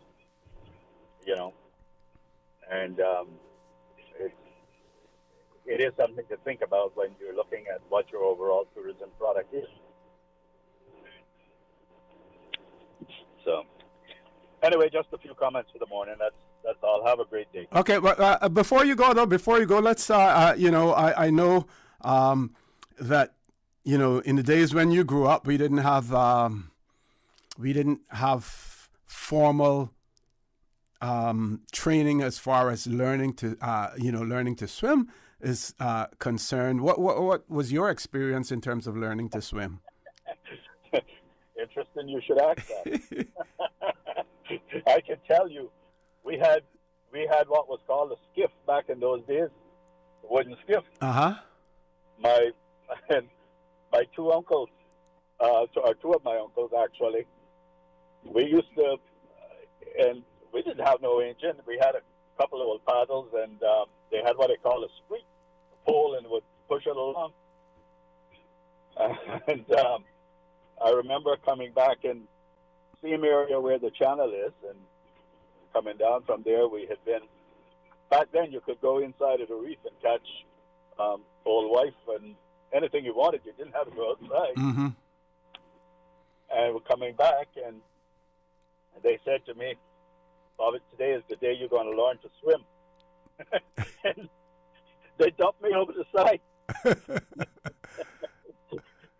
You talk about dog paddle, well, that's how I dog paddle. But of course, if you had shown any sign of distress, they would have saved you as well. Well, exactly, mm-hmm. But needless to say, I cried, but you know, it was funny to that you should remark about that. But yeah, that was a good anecdote from back there. Yeah. Okay. Caller, I want to thank you. Thank you very much for that and sharing your views and as well as your experience with us as well. Any other callers on hold with Susan? No caller? So one of our listeners has written in and said, you're so right. Our local population then could swim. I bet each household, each member of the household could all swim. We had no swimming classes then. This is sad as a maritime community that we are losing the lack of having less persons or having more persons that are unable to swim. This is due to having persons from countries without being able to swim. Well, I guess it depends on the nature of the occupation when they come here. We do have also have persons from jurisdictions that are comprised of islands, like the Cayman Islands, and do have the ability to swim. We have some people who come from larger islands and may not necessarily live near the coast, but at the same time there are rivers in those jurisdictions where they also know how to swim. So just like some Caymanians not knowing how to swim, and I must say that I have a sister. I'm not going to call her name. I have 3 sisters, but I have a sister who would go fishing at night, in the day, with her husband, and as the old people say, can't swim a stroke. Can't swim a stroke, but she would venture out to fish and go fishing all of the time. And you know, in those days, didn't necessarily use life vests either. But of course, these days we encourage people, even if you can swim, you should have a safety vest, a life vest on as well to ensure your safety. But remember also that in the 40s and 50s, like I said, we had our scouts, the Sea Scouts, and that's where one of the places that you learn how to swim. But bear in mind also that our Caymanian fathers were out to sea, went to sea.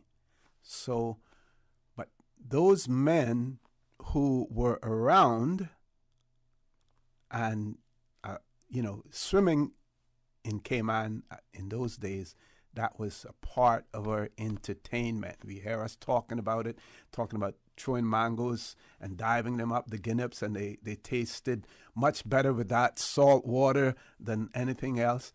But the Caymanian adults taught people how to swim. I remember quite clearly, I'm trying to remember his name now, last name, but my friend, Alan Moore will know it. We used to call him Nat, but Nathaniel, I learned to swim through Nathaniel Nat.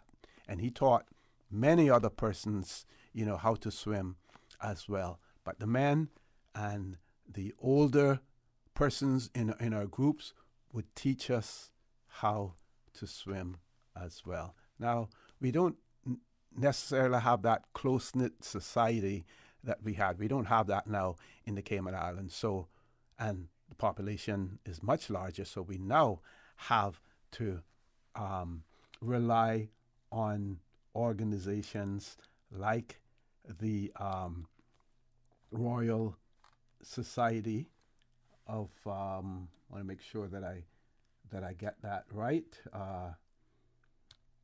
We certainly have to rely on the Royal Life Saving Society of the Cayman Islands that Mr. Craig Amundsen is a part of. He's the executive director, who are doing their part to teach persons how to swim.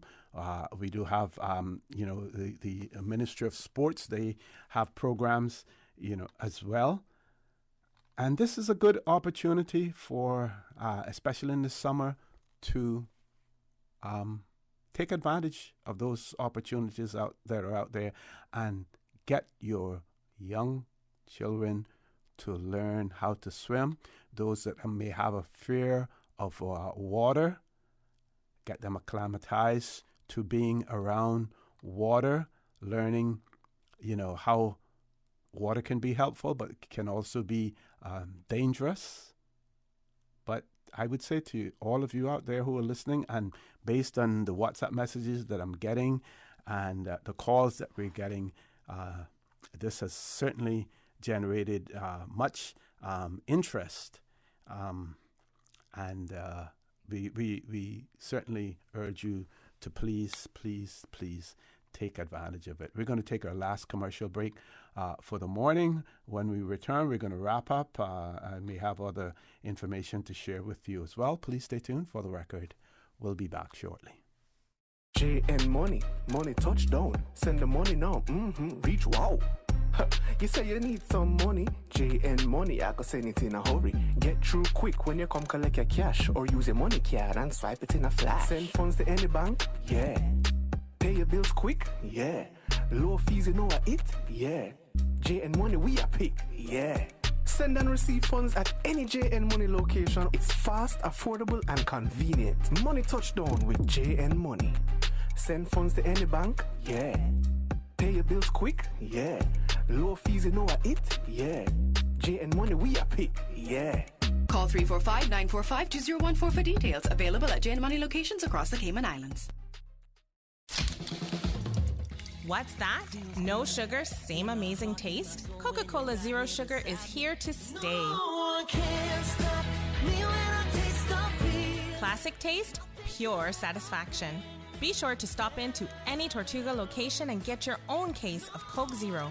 Or grab an ice cold one straight from the cooler. Brought to you by Tortuga Distributors Limited. Coca-Cola, taste the feeling, Cayman. Stay clean, stay safe, hey man. Reflection sells gallons of sanitizer for only $25. Buy 2 clip-on sanitizers for just $5. Reflections has the best KN95 masks or reusable cloth masks, and you can get 2 for only $5. Blue surgical masks and face shields are available for children and adults, as well as 10 and 50 packs of black surgical masks. Volume discounts available at Reflections, Jose's Rubus, Reflections Hemp and Tobacco, all 5 Liquor for Less locations, and Food for Less open 24 hours every day. Don't miss the Liquor for Less incredible priced better markdown. Hundreds of fine from $2.99. Cases of ice cold below wholesale prices. Save $10 off liters of absolute exclusively at Liquor for Less. Prices so low we can't say them on the radio. For the record with Ort Connor. Initiating system. For information that matters. For the record with Ort Connor. Continues right now on Radio Cayman. Good morning and welcome back to For the Record. We're on the last leg of the show this morning. We have a caller on hold, but before we go to that caller, I just want to remind our listeners and viewers, point out to them that the World Health Organization has declared rapidly spreading monkeypox outbreaks a global health emergency. So it is considered a global health emergency, and the rare designation means that the World Health Organization now views the outbreak as a significant enough threat to global health that a coordinated international response is needed. And we look and we await something from government to say what proactive, not reactive, what proactive steps we will be taking in the Cayman Islands to ensure the safety of the populace. Let's go to the phone lines. Caller, good morning. Welcome to For the Record. Good morning, Ossie. How are you today? Good morning. I am fine. How are you? How are things in Canada? Are you experiencing the heat like Europe and the rest of the U.S.? Well, today, we are, yes, but today I think it's somewhere around 70. Right now, for example, it's 70 degrees, so But the heat has been there, yes. It has been getting into the early 80s, so we are having that as well. Okay, you need to get back down here and get into the cool, the warm Caribbean waters. Well, yes, where I can wear the same outfits 12 months in a year. Now, see, you're talking about slavery and the Pope visiting out here in Canada and apologizing it, and that always piques my attention more than most things. Okay. You see, the thing about apologies is that very often, they are only offered after you have been defeated. Mm-hmm. People don't offer you apologies early when they are brutalizing you and killing your language and your culture and your very being. They apologize only after they have destroyed you and you can't really come back to anywhere near where you used to be. Now, I am not saying that apologies are wrong. I think apologies are right. I think there should have been more apologies, for example, for slavery and perhaps even compensation for that. See, when I look at that, I try to relate it to Cayman.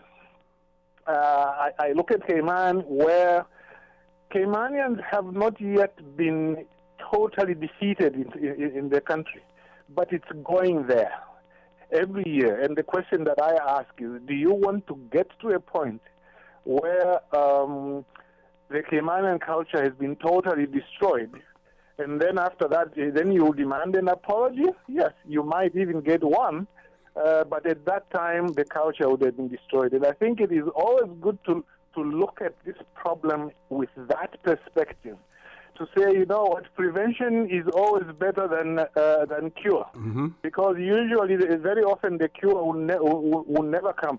What worries me about Cayman is that I look at it and I just don't see a sufficient number of people. I know you and the number, Dr. Steve, a lot of people in the community I speak to, they do see that. But it seems that there's been so much brainwashing, people don't see that erosion, Now, let me tie this general discussion to the 50th anniversary of the Parliament. I looked at that, and it was a good ceremony. I watched most of it. The luminary, Dr. Lloyd Barnett, gave an absolutely great speech. You could see he's getting on in age, but you can see that it's still there. Then Richard Barton, also, who's a lawyer who I know I've worked with, and is a good lawyer, he gave a good introduction to the whole speech. Yes, it was really great. But then I said to myself, why is it that I didn't see the other kind of Caymanian there, being part of the presenters? Why was it that among the presenters to discuss separation of powers, I did not see an indigenous Caymanian? I saw indigenous Caymanians presenting gifts to the speakers. I saw indigenous Caymanians being master of ceremonies. I saw indigenous Caymanians telling jokes outside. And then outside of that, there was the politicians who always have to speak because that is their occasion.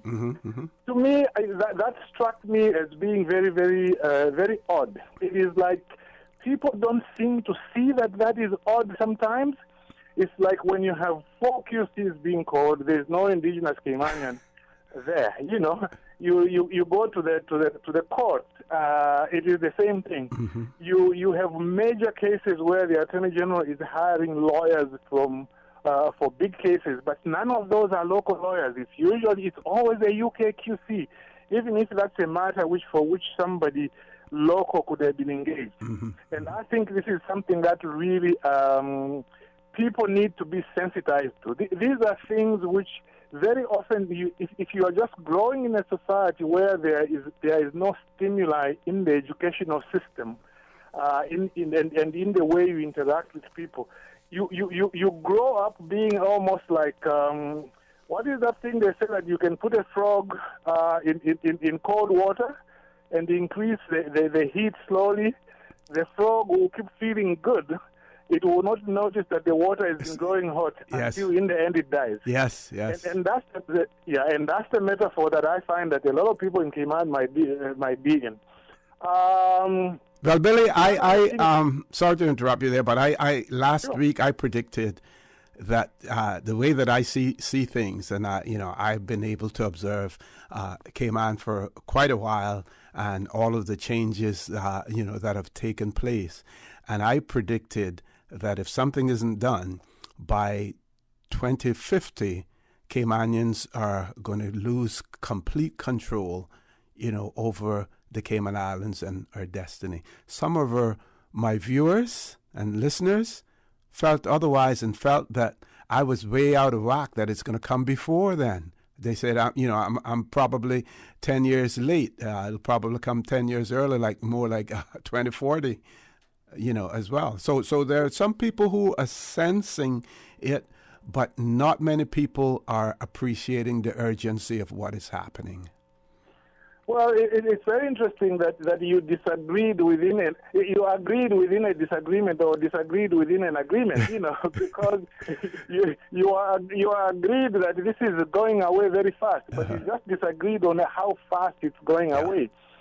And you see, to me, some of the signs that you see about that is, you see, when people come in and they start becoming a majority over you, even their behavior changes. Mm-hmm. They become a little more assertive and more arrogant even sometimes. Mm-hmm. You remember that not too long ago there was talk about creating an experts association, expatriates association. I don't know if they eventually did form it. I know there was a bit of a backlash. That to me is a sign as well that they are feeling comfortable enough that they can come and form that association and just continue to be able to sideline Caymanians. You see, if Cayman didn't have the kind of problem it's having with losing of turf, that association would have been maybe like any other association. But in Cayman, it is a sign, in my view, that people are feeling very, very, very comfortable about that. Now, want to consolidate their position. They want to consolidate their position. Yes. You see, going back to this seminar, the 50th anniversary celebration. You see, I just wanted to clarify a little point about the Judicial and Legal Services Commission, which Dr. Lloyd Barnett mentioned. I mean, he covered a lot of area, but one area where I'm not saying he's wrong, I just think it needs to be properly stated. You see, what he said was the Judicial and Legal Services Commission is responsible for the general discipline of judges in Cayman. Mm-hmm. But that is not quite correct in relation to Cayman. Now, I know that that's a mistake that's easy to make because in most Commonwealth countries, general disciplinary control is with a different body, that is the commission. The Chief Justice and the President of the Court, they supervise the every day-to-day running of the courts. Okay. But when there is discipline, like a member of the public has to complain, then you have to complain to a different body.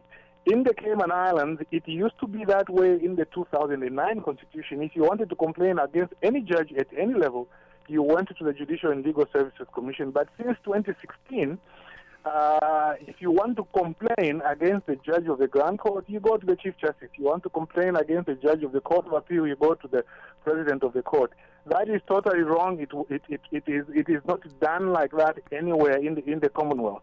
And you see, what happened about that actually initially from people who were involved with the Constitution, they will tell you that the Chief Justice actually wanted to be part of the Judicial and Legal Service Commission initially. And they told him, well, you can't be part of the commission when we are supervising your judges, And he wasn't happy about that, therefore moved this amendment in 2016 where now everything was given to the Chief Justice. That is not right. I think that is a matter which I hope that with my case coming up on the 31st of August, I hope that will be highlighted about the need for reform in that particular area. Mm-hmm. What are the possibilities of having that changed? It's very difficult because of the interest involved. But I think that if the judges of the Court of Appeal, although they are interested parties, if they would come out and say, well, we are happy with this matter going, the jurisdiction for complaints going back to the commission, if they were to say that, it will be more likely to happen. Because as you know, with a lot of times, government often doesn't want to reform certain things. because it suits them. The judiciary doesn't want to reform things because it suits them. But once they are forced by a case and it comes up in court and they are forced now to do the right thing, you will find that reform is very, very quickly driven once the judiciary says, well, either we are fine with this or we support it. So it will depend on the approach that the court takes. In my case, on the 31st of August is a very good forum for which to discuss that, because part of my problem is to say, I came to this court and sued this judge because the other complaints don't work. Yeah. Got you. Well, thanks very much, OC. Thanks for the time. Good to speak to you and your viewers again. Same here, Billy. You take care and stay safe as well. So I want to thank everyone who participated this morning. Thank our guest, Craig, who was on there with us talking about the prevention of drowning, and today being World Drowning Prevention Day as well. Thanks to all of those who called in and share their views. Folks, I want to thank you for allowing Radio Cayman, and by extension For the Record, into your homes, into your vehicles as you traverse the busy roads of the Cayman Islands, into your places of work, wherever that may be. I also want to remind you that we are our brothers and our sisters' keepers. There is always someone out there who's less fortunate than we are, and I ask you to extend a helping hand to them. If you can't do that, then I suggest you donate to a worthy charity, because we always want to consider those who need, not necessarily those who want or even those who crave. So I say to you, have a great day. Continue to support your radio station, Radio Cayman. John Sterling, Dwayne Banks at 12:15 for Talk today, and as usual, we ask the good Lord to bless these three beautiful, wonderful Cayman Islands. For the Record is brought to you by Vamped Motors, the only authorized Ford and Toyota dealership serving the Cayman Islands. Coca-Cola, available across the Cayman Islands from Tortuga Distributors. Accept no substitutes. Taste the feeling with Coca-Cola. Brand Source Home Gallery, inspiring luxury. West Bay Pharmacy, taking care of your health. And JN Money. From abroad to yard. Fast, affordable, convenient. Doctor's Hospital. Peace of mind is important when life happens. Doctor's Hospital, always there for you. Call 949-6066. Satisfaction is guaranteed 24 hours a day, whether it's music or information. From Grand Cayman to Cayman Brac to Little Cayman, we've got you covered. You ever hear a thing like